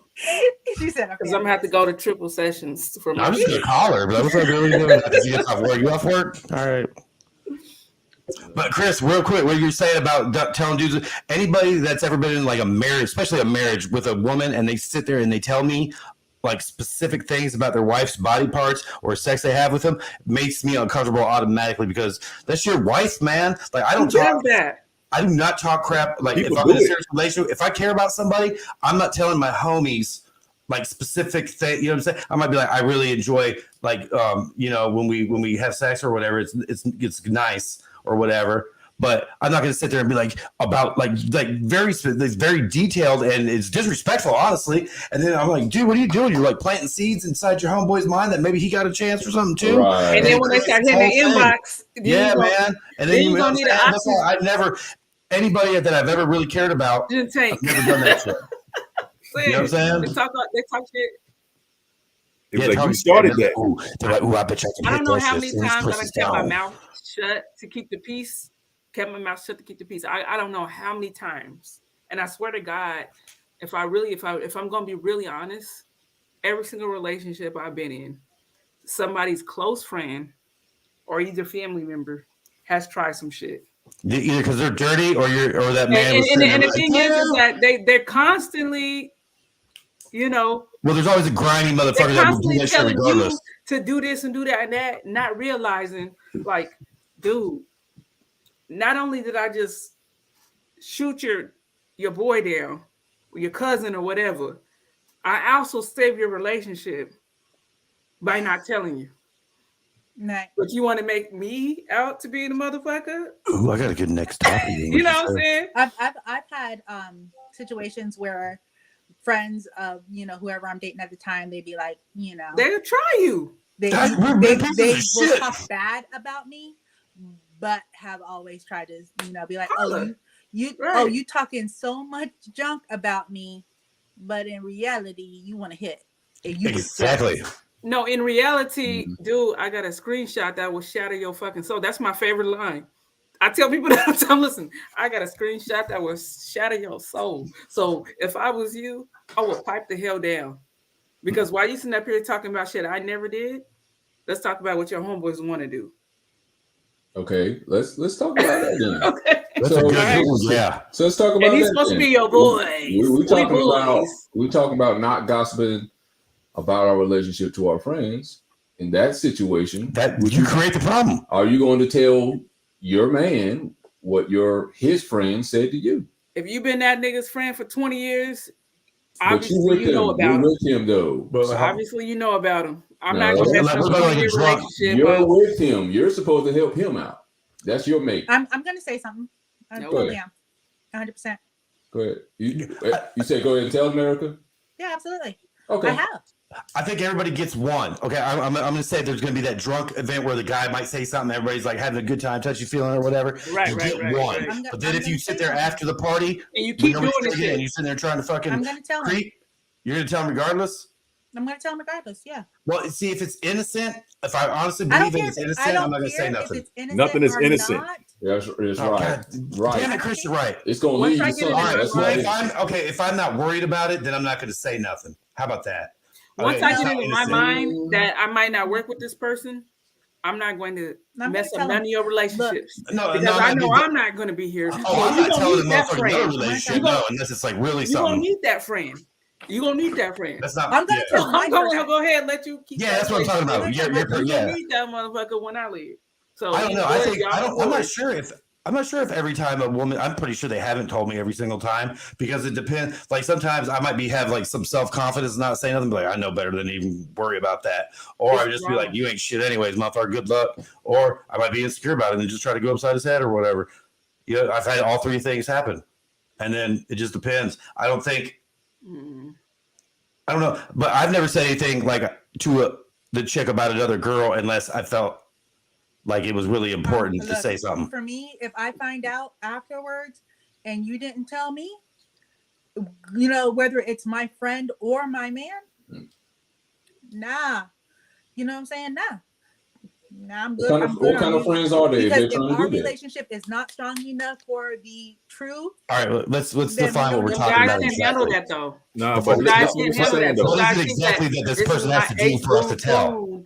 He'll never Just do this. No. Talk They'll about do it. body parts. Talk So about if they make create sexual innuendos, yes. slide Oh, by and I'm actually so done. actually touch the titty, or say something about Oh, something else. really? Come on. Tell him. What? That's automatic. Come What, on. man? I just see me accidentally touching Erica's titties on accident. Nah. Purr. tell him. I'm Was gonna be it like, accident? yo, Erica's gonna hit you for stars. you So, want to smash? I think about the fall. no. No, but no, I get it. I don't know. I just kind of try to gauge it.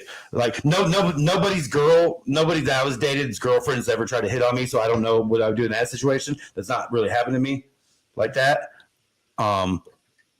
Except when I was younger and I was already doing grimy shit anyway, so it didn't really matter. But as when me as in like a, with a conscious and not doing no dumb shit like that, it's never happened to me. So I had a really good friend. She's like my BFF for many years.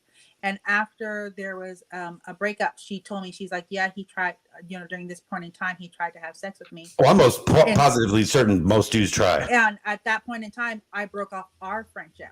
And she was Her? like, wait, what are you talking about? You ain't even with him anymore. Yeah, because it's not about him, fool. It's about Why you. didn't you tell me when it Oh, happened? she didn't tell you then. Yeah, I got she didn't tell me you. when it happened. So Yeah, now she you ain't should my have. friend. Yeah, a homegirl should tell her when the dude tries to do that. Because dude, we're the ones that do that kind of stuff. Even women do too. Even me and him Hell weren't yeah. like on Where they negative at? Where are they? terms, but him got caught up too. Bonding. Y'all both got caught Bonnie up. June. Ew, that's where I live. That's I awesome. don't need people in my life who are afraid to tell me the truth. If you are afraid to tell me the truth in any way, you are not for me. Yeah, that kind of actually insinuates that maybe they considered it a little bit, in my point of view, honestly. No, you A know real what? homegirl. Sometimes people know you're going through something so bad. Okay, maybe And that they too. don't, But like, for instance, with me and some of my past relationships, especially dealing with a narcissist. there's never a right time to tell somebody though. Let me tell you something about a narcissist. A narcissist is gonna go after somebody they think can hurt you. They can get 1 million women, but they want to go after somebody who they think can hurt you just because they want to try them. But what you got to understand is I don't put nothing past a motherfucker. So you really cannot really surprise me. Only thing you're going to do is just make me put you in your proper place. So when I'm dealing with somebody, and, if we're on the rocks, whatever, separated, done, whatever you want to call it, if you're going to sit up there and reach out to somebody, they're going to hit me up. Because one thing that's for sure, if they know me, they know I'm going to move the fuck on. So it's never going to be no bad feelings if you tell me some shit. It's never going to be no bad feelings. So I don't care if it's a friend, a cousin, a second cousin, third cousin. I don't care who it is. Mm-hmm. When they call me and tell me, look, girl, I already know this is some bullshit, but I'm going to let you know what happened. Then I'm going to be like, okay, thank you for the information. Hey, that's what you should do. Not even going to say 2 words.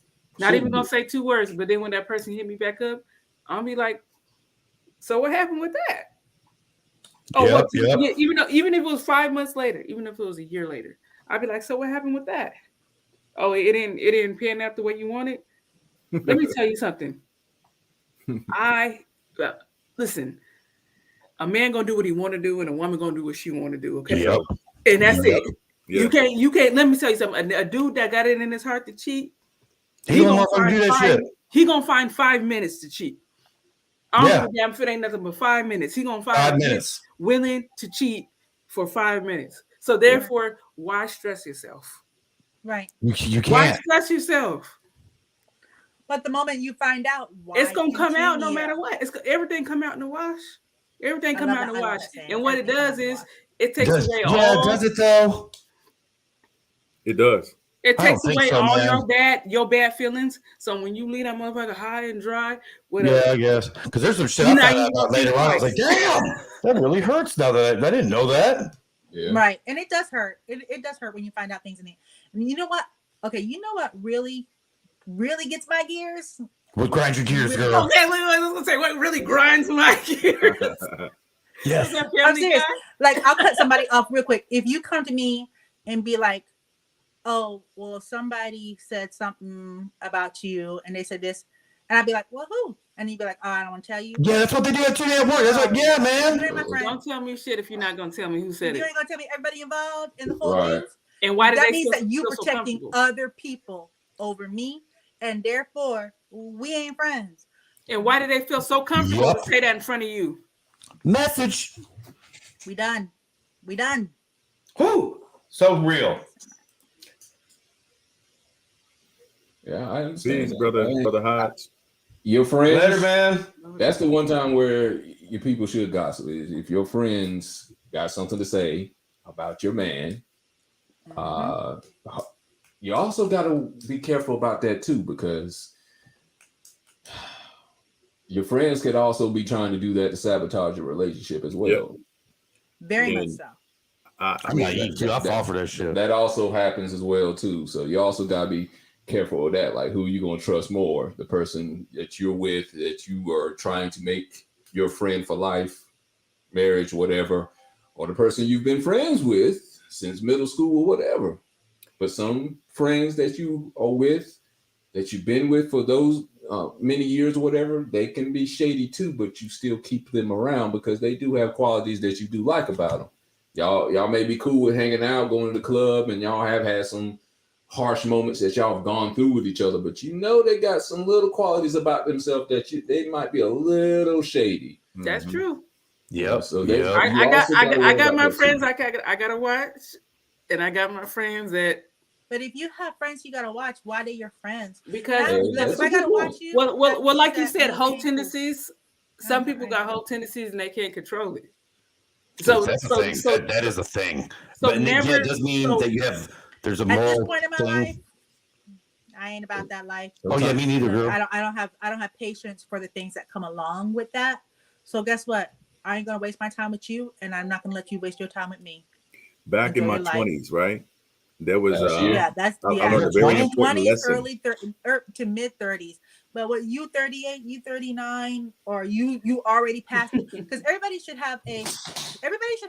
I believe everybody should have like a little wilding out stage or a little whole phase after you get divorced. I believe that you should wild out just a little bit. It's natural. It's natural. But if that is a way of life for you, if that is a way of life for you, are you talking about you years on years on years doing that? Mm-hmm. Yeah. That comes with too much negative and unstable energy. And not only this is where I am with my life period. Not only is that not good for me and what I got going on, I have other people in my life too that I'm not trying to let negative energy through me to them. You know, I got people to protect. That's pretty. That's well said. I had this situation that I learned in my 20s about. If you like, fucking married men, I can't be friends with you. Sorry. If you a cheater, I don't want to be friends with you. I don't want that. I don't want that energy in my life. It's not personal. Go cheat on and cheat on. But for me, where I am in my life, if you know what I'm saying, if you don't have a sense of character and ethics about you, I don't want to fuck with you too much. True that. You know what I'm saying? I got too many people to protect. In my early 20s, right, I had gotten to this thing where I was protecting and trying to prove stuff to people. So in the aspect of proving something to one of my friends, I kept telling him, I was like, yo, your girl, I was like, bro, watch the company you keep. Like, she ain't it. She's gorgeous and all that. Now, I even showed him a piece of paper where she wrote her number down and slid it to me. He was trying to say that it was like, that ain't her writing, this and that and the third, like, mind your business. Blah, blah, blah, blah. That's not her writing. So I said, okay. I said, I'm gonna prove it to you. I shouldn't have done that. But I smashed her. And the panties and bra. I didn't see that coming. Huh? No. I did. I saw that porno the other day too. So the panties and bra that he brought her, I gave it to him. Oh, damn, that's cold-blooded, dog. Because you're too young and you still had ego too. So because he didn't want to listen. Yeah, he didn't listen. God damn, Alexa, come back. It wasn't you, girl. So damn. Oh, man. Yeah, that's ruthless, a whole dude. different level of gangster, right? Hey, where's that dude now in life? Where is he at now? Like, is he doing well? He had it out verbally, and at some point, like, I heard he was trying to put a hit out on me because he was so mad. Okay. I bet. But like I said, I get it. I told you. I can see. I get what you're saying. I said, I told you. This is I tried everything, but I shouldn't have done. Now I realize I shouldn't have done that by trying to prove that to him. Yes, he had to learn that on his own. I didn't have to do that. Right, that was his journey. That was his journey. Dude, he didn't know no better either. He was young too. But I was, I'm like, okay, I'm telling you, he was in his 20s, and I did it in.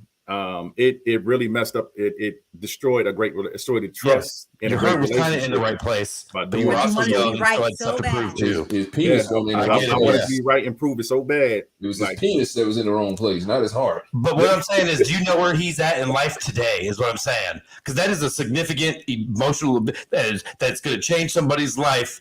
One way or the other, I 100%, because that's an ego check. That's there's a lot of different things that are going on there. So I'm just curious to know if you know where he's at in life right now, like situationally. As far as I understand, he went back home to Alabama somewhere, but Man, you made that boy go all the way back to Alabama. I just want to know if it made him or break him. apologize, You know what I'm saying? If it made him or break him, you know what I'm saying? No, but everything that was going on up here for him wasn't going right. You know, talking about Man, you hurt street my violence, feelings. That hurt my feelings. Like I'm hurt. all that stuff.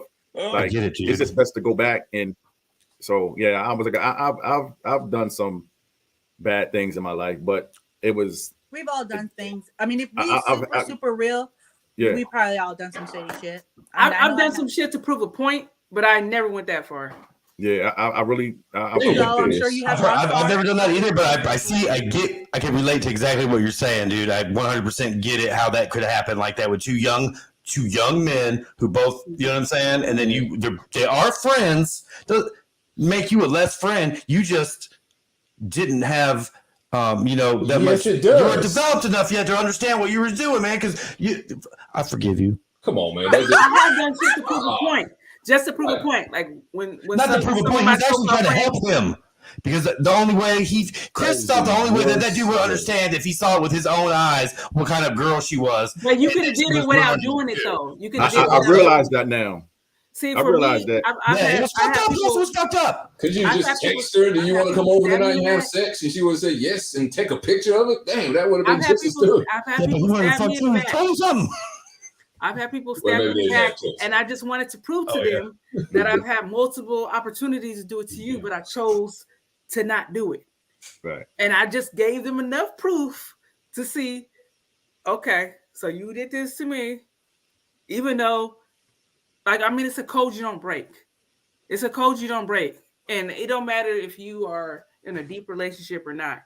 If you know I'm messing with somebody, talking to somebody, you don't swoop in just because I released them. What? Big dudes, young You dudes. swoop in because he released, and that's not cool with me. I don't Because see, think- I've never been a materialistic I person. think once you release someone, you release them to the wild, and they I up for no, grabs. but I'm talking about your close friends. No, you don't talk to that dude. If they're a close friend, No. so No, because you mean to tell me you have a close I friend? never really agree with that either. You mean to tell me that if you have a close friend and then you're talking to somebody that didn't work out, Look, and they y'all- immediately swoop look, down. See, this is my thing. This is my problem. there's still I've never been materialistic. Believe it or not, I've never been. A lot of people don't believe that shit. I've never been materialistic, ever. But I attract those type of people for some reason. So you attract people that are like flashy, especially when my going out days. You attract those type of people. So girls that are like that, they're gonna look at that and say, "Oh shit," So as long as the benefits are rolling, we all partying and all this shit together, it's all fine. But then when I cut somebody off, what? You're gonna try to go to the same club and see if you can get in that. I get what you're saying. I Yeah, didn't that got rid same of those kind of position. people that were ever in my life. It's for not sure. even about. It's not You even don't about own the them. dude. I don't give a damn about that. It's just I thought you was my Yeah. friend. Grimy It's not even bitches. about the fucking That's dude. not grimy. It's you gave grimy someone back to because the streets, you gave them back to the first of streets. all, you're a gold digger, is what you are. You're a gold digger, and you think You projecting a situation that you still hurt on. no. Actually, Okay, this is not okay, a situation, homegirl. This is like 10 situations. I have a certain two friends, who were two friends, not friends anymore. Were friends. See? We're friends. We're Yeah. friends. No, but listen, always going after the people that I cut off. It is because they thought that they could be in that position. But guess what? You cannot fake that shit. You can't hold no real conversation like I can. You can't be able to this like I can. You don't got energy like I That can. So mentality- what so happens is you end up getting fucked and released. Why would you even care? And then you mad at Why me. Both of y'all get care? messed up though. Huh? I mean, Why but would you both of care? y'all get 'Cause messed listen, over any of though. my Both ex, they have sides. grab for anybody. No, all I'm talking about is if you're a close friend of mine, that person shouldn't even be in your radar. Like I just can't do it. Why? I can't do it. I don't know how many times somebody that I Why? like see What one of my do friends they with. owe you? Now you think It's somebody it's owes not you no. It's something not to that you not owe me. pursue It's just that happiness. it's not that you owe me. It's just that I Yeah, it know you is. would get pissed off Why? if I did it to you. And you Maybe, expect me maybe to do not. the right thing. And you expect me to do the right thing. That's your friends though. I'm talking No, she about said then. Yeah, then. So I'm Oh, talking okay. about. So you expect me to do the right thing, right? You expect me to shoot this dude down and take away all his advances. But guess what? Look, you done shitted on me like 5 times. It is not even about the dude. It makes me look bad. That shit makes me look bad. If I cut this dude off and 2 months later talking bad about him. No, it's both of them because they're both trying to get it back at me. So I'm just like, you a fake friend. You're talking about like immediately after you and some dude broke up, your homegirl just tried to swoop right in right away. The very next night. The very next opportunity. Yeah. Okay. Yeah. You shouldn't have those kind of people as your friends anyways. I didn't got rid of those motherfuckers a long time ago. No, but all I'm saying is that the only reason why he's even considering you is because I cut him off. This dude's trying to get my attention, and you too stupid to realize. He was considering it before. She has a vagina, and yes, he was considering it before. No. When somebody goes after somebody, they target them. Like, I mean, this is a whole nother podcast. Yeah, really. Just like a but lion. I'm just talking about when they target somebody specifically, and you take the bait. They already wanted them. They already know. That's what they already know about that. They didn't have to go around searching and go hunting. It's hard. No. When you got they were already looking for them. When you listen to the men, girl. Listen. When you have a plethora of badass listen to the men. Let me talk, because at the end of the day, you're gonna get it when I'm done. You're gonna get it. When you have a plethora of actual badass bitches that you actually want to mess with, and you target the friend of somebody who cut you off, you doing that on purpose. Okay. Yeah. Yes. Period. Partially. You're doing it on purpose because you wanted to get back to you. Cut them off. What pisses me off is, bitch, you didn't see through that shit. You didn't see through that shit. I mean, and so basically, what he gonna do is hit and run. Exactly. And guess what, girl? You still never got what I got. Now you should really feel stupid. So I'm just saying, like, yeah, you both have nothing. Oh well, no, I got a lot while we were together. So that's what I'm saying. Like, you thought that you were going to do the relationship. You thought that you was going to, and I'm talking about this is like in my dating days. Okay. So you thought that you was going to do this, do that, go on trips, go on shopping, go to fancy restaurants and shit. You think motherfucker was going to spend money on you? He got some sloppy dick at the end of the. She got some sloppy. He wasn't going to spend no. He was never going to spend no money on you. So like, now you should feel stupid because now you done crushed your homegirl who actually had your back. So who she actually shot down all your exes. Damn. Okay. I shot down all her exes. Like, I'm talking about like 2-3 different girls done did this to me. Was this back up in Washington State or in when you were here? It's in Washington. I'm not from here. I've only been here for like almost 3 years. I'm not. Okay, damn. So they grimy everywhere. So people are grimy. Humans are humans. Yeah, we all are humans. That's what I chalk it up to. Me up because I'm thinking to myself, like, I would never fall for no dumb shit like that. Right, but see, it's not when I look at everything now, I see people as just being human. They're gonna do what they're gonna do regardless. It ain't got nothing disrespectful or hurtful to do towards me. Yeah. They just gonna shoot their shot because they want to have an opportunity. Whether they get it or not, that's on them. And I leave it alone now because I've been in those situations and I've done that. My exes smash. Yeah.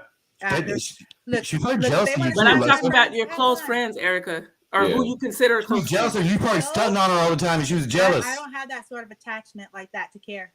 I don't. You don't care about a friend that you were close to for a decade. A decade. I get Alexa on that part. If they're close friends, I get that, and I guess you had to figure out they weren't really that close once they did that. If it's that easy, then it wasn't real to begin with. Right. I mean, we were already done with, but I'm just saying that the fact that you would go behind me, why would you go behind? There's a billion people in the world. Because she wanted to be you, dude. Because she wanted to fuck you. Now we're talking. Now we're talking. Because let me tell you something. My brothers used to straight up tell me about a couple people in my life. Watch out for her. She wants to be you. Yeah, they totally do. I just can tell that. But I can tell you come from money, you're pretty, you had guys, you probably had other friends that didn't have like what you had. They were jealous and envy and they wanted to be you. So actually, when they did have sex with your exes that you threw away, that was because they just were trying to get closer to you and be like you, honestly, in a lot of different ways. I've seen that shit too. That's so weird.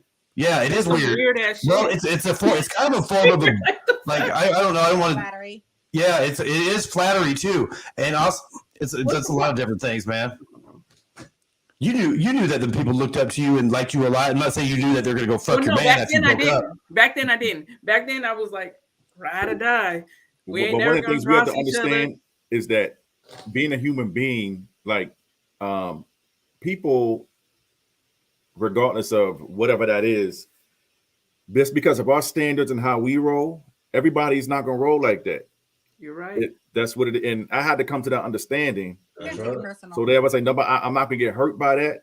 I just know that once the boundaries or lines have been skewed across, depending on what it is, I'm done. But if I talk to you, we have a conversation about this, and you do something again, then I got to wash my hands now, because that shows me what you like, who you really are, what you think of me. And I was like, that's a damn shame, because I don't look at you like that. I don't think of you like that. It is sad, but you got to realize everybody got their own mentality and how they do and how they are. If you take that on, then you just become a victim, or you know what I'm saying, then you just be given extra emotion to situations that, you know, really don't serve you anyway. You know what I'm saying? I've had friends betray me. You know what I'm saying? I've had friends that say I betrayed them. You know what I'm saying? So that goes back and forth all the time. You know what I'm saying? I don't take nothing shit personal. I do like to resolve any situation with anybody that I've cared about. But if I've done, this is what I do.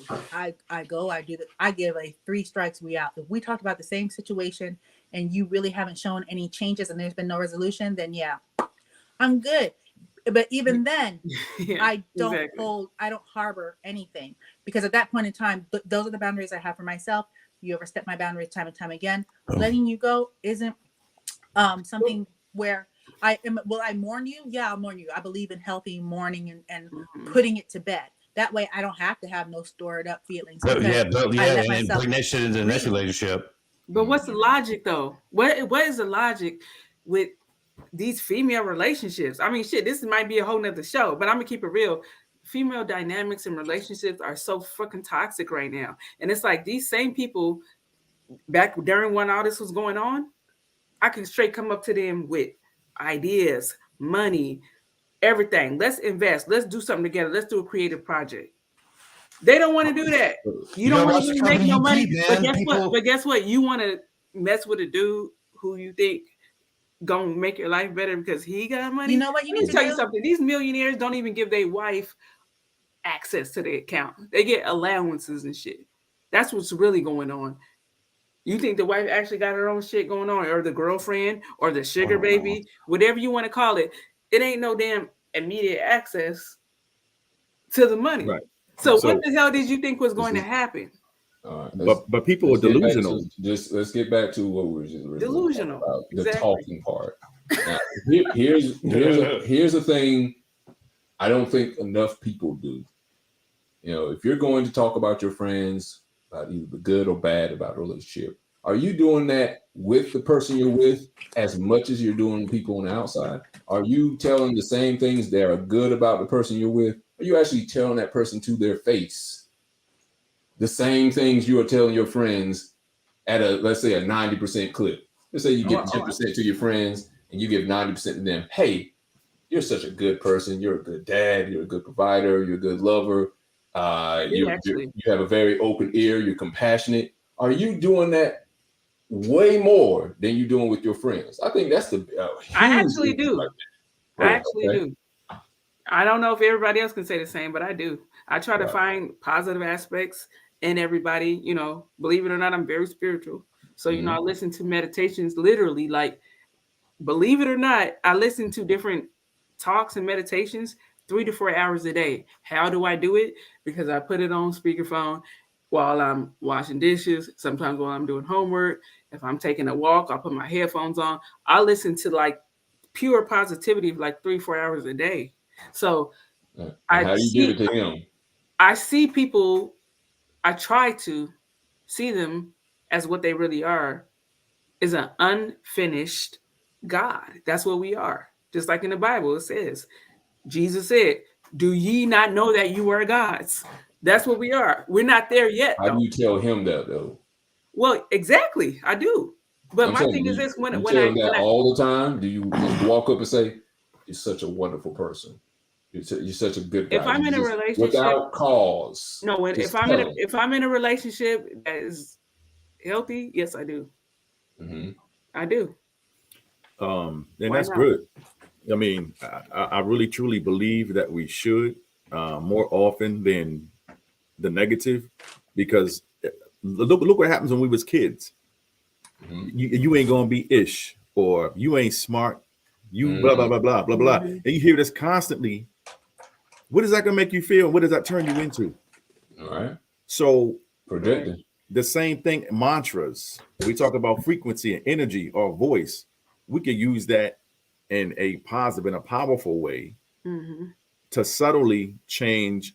I'm not going to say manipulate the situation, but when you hearing good stuff about yourself or what somebody thinks of you, 9 times out of 10, you're going to do more of that or become that because you want to be appreciated or be thanked or keep that same energy level going. So eventually you're going to change or you're going to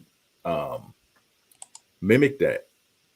Um, I've seen it too many times to count. So I definitely believe in, not saying I do it every day, but it's good to say, I don't care, every other day, every couple of days, whatever, like, man, Right. babe, you beautiful, or you look nice in that outfit, or you something that's going to keep her energy, keep her spirit up, keep her open You're and speaking connected to life. you. That's called speaking life. And most Yeah. guys don't do it until somebody else says We it need it. first. We need it so much.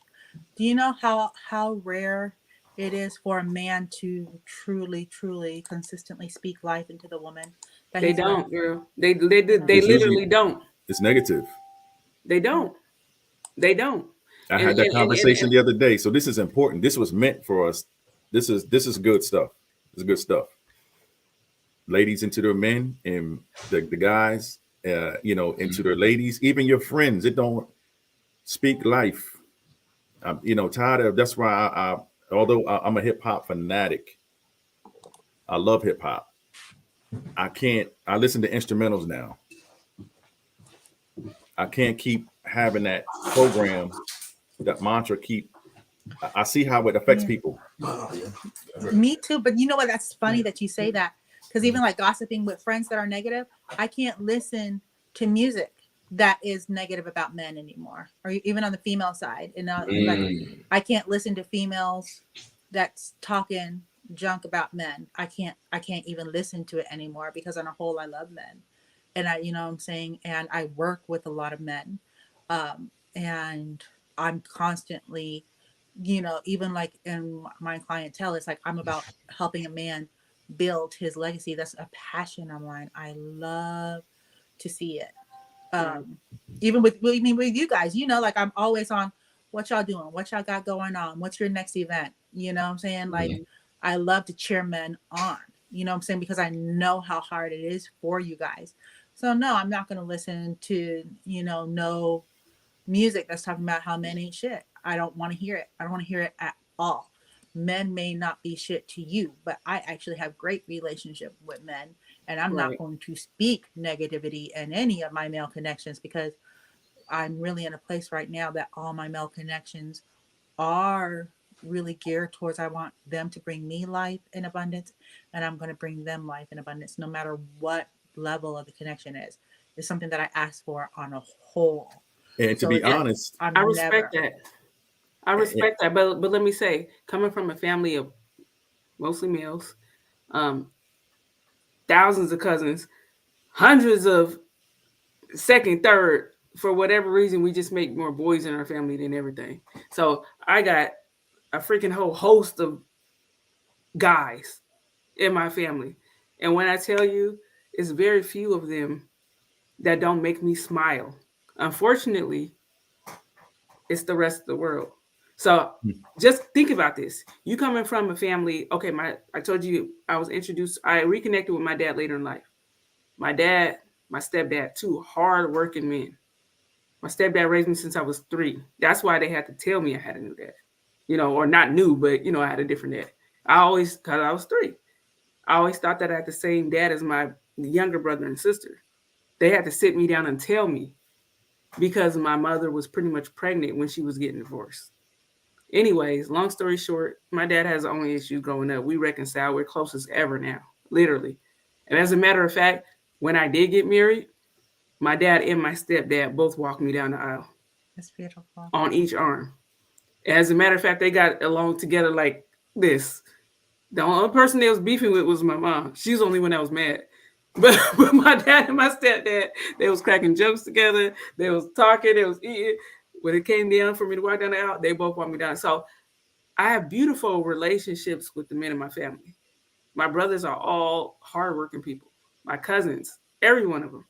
Like, hands down, I got some of the most upstanding. When I tell you how many single dads I got in my family, when the mom dropped the ball, guess what?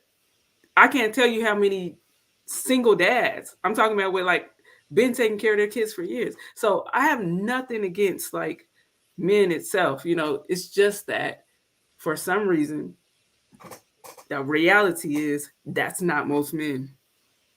I just happen to be from this family where they grind. Nobody's perfect, but I'm saying I'm taking my generation, or I should say my mom's generation and younger.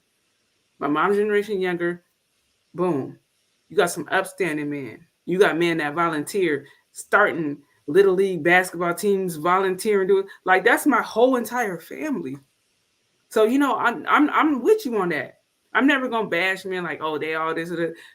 I got my own issues, of course, from my own experiences. But overall, even with my brothers, I talk shit about them all the time, but they know damn well I love them. Yeah. They know if they coming my way, I'm already thawing out the meat and everything for their best meal and everything. Okay, I pamper all my brothers anytime they're around me because I really do love that, and I love that fact that they're like, they're guardians. They really are. So I love men when it comes to doing the right thing. But when you want to just be a fuckboy, that's when I have zero tolerance. That's when I have zero tolerance. And in my family, like the men go hard. I mean, like real hard. Financially, hustling, just, building a legacy, changing in the family dynamics, changing our future. I appreciate that shit. So my dilemma is everybody else. It's like a needle in a haystack. It's like a needle in a haystack, finding somebody that just even works like my brothers and father, or finding somebody who's going to like go hard on a relationship. Go hard. Half of these dudes don't even believe in counseling. They think that if you go to counseling, you already failed. No. Yeah. Counseling is what saves your fucking marriage or relationship. So one of the things I just want to say from being in this group, what accelerated me to get my website going? Just having a conversation with y'all, talking, because I was going to put it off. I said, no, I'm going to get it done today. You did it. Because of the mantra to speak that, people on the grind, y'all doing y'all's thing. And I posted, I literally, I said, wow, everybody, whether they have a job, second job, school, whatever they doing, it's positive. I said, I need to go ahead and get this back in place. So Justin and Alexa's going to have theirs soon too. Yeah. So that's what I'm like. Everybody's feeding off each other. Everybody's doing what they say they're going to do and holding each other accountable for it. So I appreciate y'all for that. We appreciate you, I think Chris. that's what it's about. Honestly, what I believe and what I truly, truly believe, I don't believe in narcissist. I don't believe in toxic. I don't believe in any of that. I believe that everybody is on a different stage in their journey, and we interact based on where we're at. And I have this thing where I know fuck boys. I don't fuck with fuck boys. You know what I'm saying? So they, like I said, like I know men that still have that mentality, but they can't even talk to me. So right.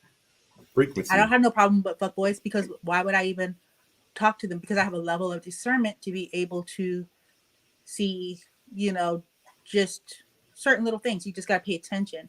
But once I pay attention and I recognize that, why am I going to give that any play in my life? It don't matter how fine you are. It don't matter how much money you got.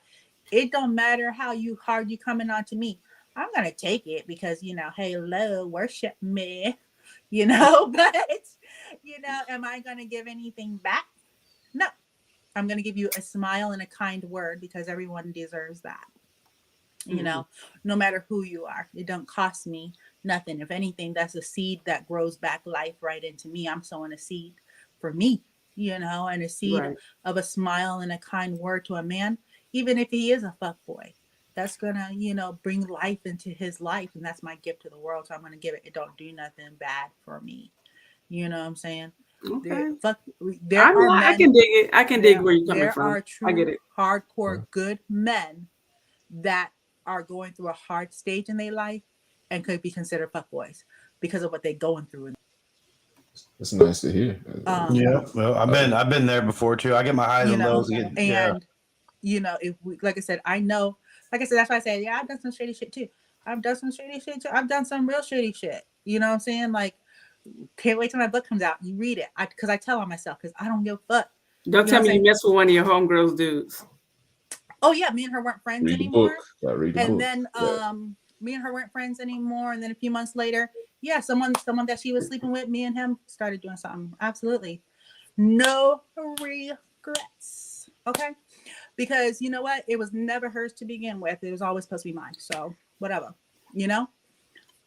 I never have any regrets for anything I do because what Juvenile said, them hoes is for everybody. No, anybody who you want to be is for you. It don't you have can to have be an old lady, but them hoes is for everybody. She was for everybody, but you know what I'm saying? That was still her choice. That's her choice. You know what I'm saying? That's what she wanted to do. That is her choice, and she gets to make that decision. I'm not sitting out here calling her out her name because of it, though. You know what I'm saying? Because that say more about me than it do about her. You know what I'm saying? Everybody know what everybody know. I ain't got to speak on it. You know what I'm saying? Why? I don't have to put anybody down for any reason, and I never will. It shows weakness too. Yep, true. I don't got to. That is me coming off my throne, and I'm not coming off my throne for that. That's stupid to me. To me, that's stupid. Like, why I'm gonna come off my throne to talk bad about a female? Everybody already know what she do.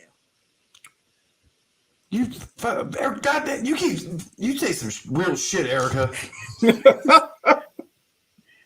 So it's just like everybody go through bad stages where they aren't their best performers, me included. You know what I'm saying? That's what makes us human. That's what makes us cool. You understand it or not. Now you can have boundaries and be like, hey, the way where you are and where you're at right now, I can't be there with you. Now, either you can respect my decision or not. But either way, that's your choice, not mine. My choice is to move along, and to just live. Because ultimately, I ain't never going to let no one ever stop me from living. Right. You know what I'm saying? Bye, Chris. He disappeared. I'm sorry. Chris had to go. He had to bounce. Yeah, he had to at that point in time, I can't take on every bad thing that everybody done to me. I can't take it on with me because all that do is weigh me down. And it is hard, especially like with men too. And, men hurt you or, I'm still in a little place of hurt right now. I'm not going to lie about it. Not because I'm trying to be a victim or be like, oh, poor me. No, I'm just honoring my healing process. There you go. That's how you grow and change. Man. Well, that's so true. And I think a lot of times you just got to realize, man, people are just people too. I ain't got no time to be like, oh, he a narcissist or he this or he that. He may be. I don't know. I'm not putting that on him. At the end of the day, he's just somebody that needs to be healed and needs to grow just like me. And you hope that he makes it. And because it makes you look like it's some type of person if you're sitting there constantly talking shit on that other person that ruined your life. I had to learn that too. And I was like, I was fucked up too. And like, maybe I just shut the fuck up. I'll vent sometimes about like certain things, kids, whatnot, whatever. You know what I mean? And even like, and this is, I said it a lot because it's like, I really believe this all in my heart. And like, even like my son's father and we don't get along like at all. And then, like I said, I do have very serious concerns that I'm not going to come off that square to. But at the end of the day, that is my son's father. And one time my son said to me, and I know that he was feeling bad about something that he did, you know. I didn't know what it was. It was like at school or something. So I had to like ask him, but he said, do you see my father in me? And I remember in my mind being like, oh God, Wow, poor that's kid, deep. whatever he's going through right now, that he has to say that. That's deep. Let me stop. So I remember dropping everything down. And I looked at him and I said, absolutely. Oh my gosh, let me tell you the ways. You know what I'm saying? You do this like your daddy. And that is amazing. Like your dad runs so fast and you're fast just like him. And you look like him this way, this way, this way. And you love animals like him, like this, like this, like this. And ultimately you care about people in this way, just like your daddy. Because there ain't no way. Because he's seen his father hit me. You know what I'm saying? He's seen what his dad has done to me. You know what I'm saying? And in that part, he was feeling bad about himself or having doubts about himself. And I couldn't let that happen. I couldn't not on my watch. Because at the end of the day, that boy know who his daddy is. And he's going to be proud of who he is through both of his lines, no matter what may go on between me and his father. Because ultimately, he is going to reach that stage where he is going to have to forge whatever journey with his daddy. And that ain't none of my business, you know? But at the end of the day, important. I think that way about everybody. What everybody else has going on, no matter how it may annoy me. And yes, it may annoy me. And yes, I may have to remove you from my life because you costed me something that I don't want to pay. But at the end of the day, you still are worthy. You still are worthy of love. You still are worthy of a happy, beautiful life. You still are worthy of every good thing. Just far the fuck away from me. Exactly. Okay. And I'm not gonna be great over there. I'm not going to want to wish evil on you. Hey, thank you so much. I really appreciate you being here. And all that. And I think a lot of times, even when we talk about all the things we talk about, whether, you know, it's gossiping with other friends and, you know, things and this and that, you know, between relationships and men and friends and all that, you know, at the end of the day, shit, we all full of shit somewhere, somehow. You know what I'm saying? We all have our own issues. The thing is, are you able to be real about where you are? And are you able to be so real, not only with who you are with somebody else, but are you able to meet somebody that's able to be real back to you and be like, yeah, I don't like the shit you doing neither, but I am cool enough with you and I value you enough. Let's ride the wave. You know what I'm saying? And I think that's where we have a hard time, is someone that we can ride the wave with. And riding the wave is hard. Surfing is very hard. And emotions are water. You know what I'm saying? Yeah. And a lot of times we forget and we want emotions to be like rock. And emotions are not like rock. You know what I'm saying? Our bitterness is rocks, you know? And I don't have time anymore to have hate in my heart for other people or to call people toxic or narcissists. You know, no, there's something broken in their system, and or maybe not, or they just being fucking hard-headed because or they just don't get it. Yeah, they just don't get it, and they just don't. Maybe they will, and maybe they won't. You know, and you just gotta let that be. Just like I want somebody to let me be, you know, in that moment. And then just pray to the universe that you find that person that you can do that with for as long as y'all can do that with, you know. But yeah, it's hard out here for a pimp. I do have breaking news though, real quick, that I just found out when I was on break outside. That not the episode where I'll be joining you guys remotely for next birthday from the cruise ship, but the weekend after that, the Thursday after that, I will be here with a delicious bag full of Mike Tyson edibles. Yeah, my brother sent them to me. He said he sent them. I am not. Yeah, we're gonna. Me and Red is gonna try them. And I'm gonna need you to put an order in for me. I'm gonna try it. Got you. No, all right, got you. No, I got some animal crackers. All right, fine. Well, I'm gonna eat one or two, and we're gonna see what happens. one of us got to steady the ship. We can't both be My heavy on going heavy all shit. over the place. What? Hey, I'm partaking. All right, we're gonna wrap it up on that right there. All right. We're doing it for 3 hours there. Good I stuff. know, damn, we went hard tonight. Appreciate y'all. Appreciate everybody for joining in, getting some hostile therapy, not because you want it, but because you need it. Need it. Need that shit. We're gonna be back around here Thursday on YouTube at 7 p.m.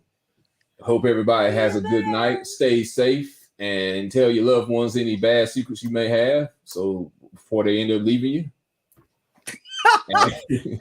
Be real. Y'all be real. easy now. I got all the hepatitis. We got one. Erica says you have 1 to 3 months. 1 to 3 That's months. your time frame. You better do it between there. And 4th month, she out of there. Okay. All right, we'll see y'all on the next show. Peace See out. y'all. Peace. Later.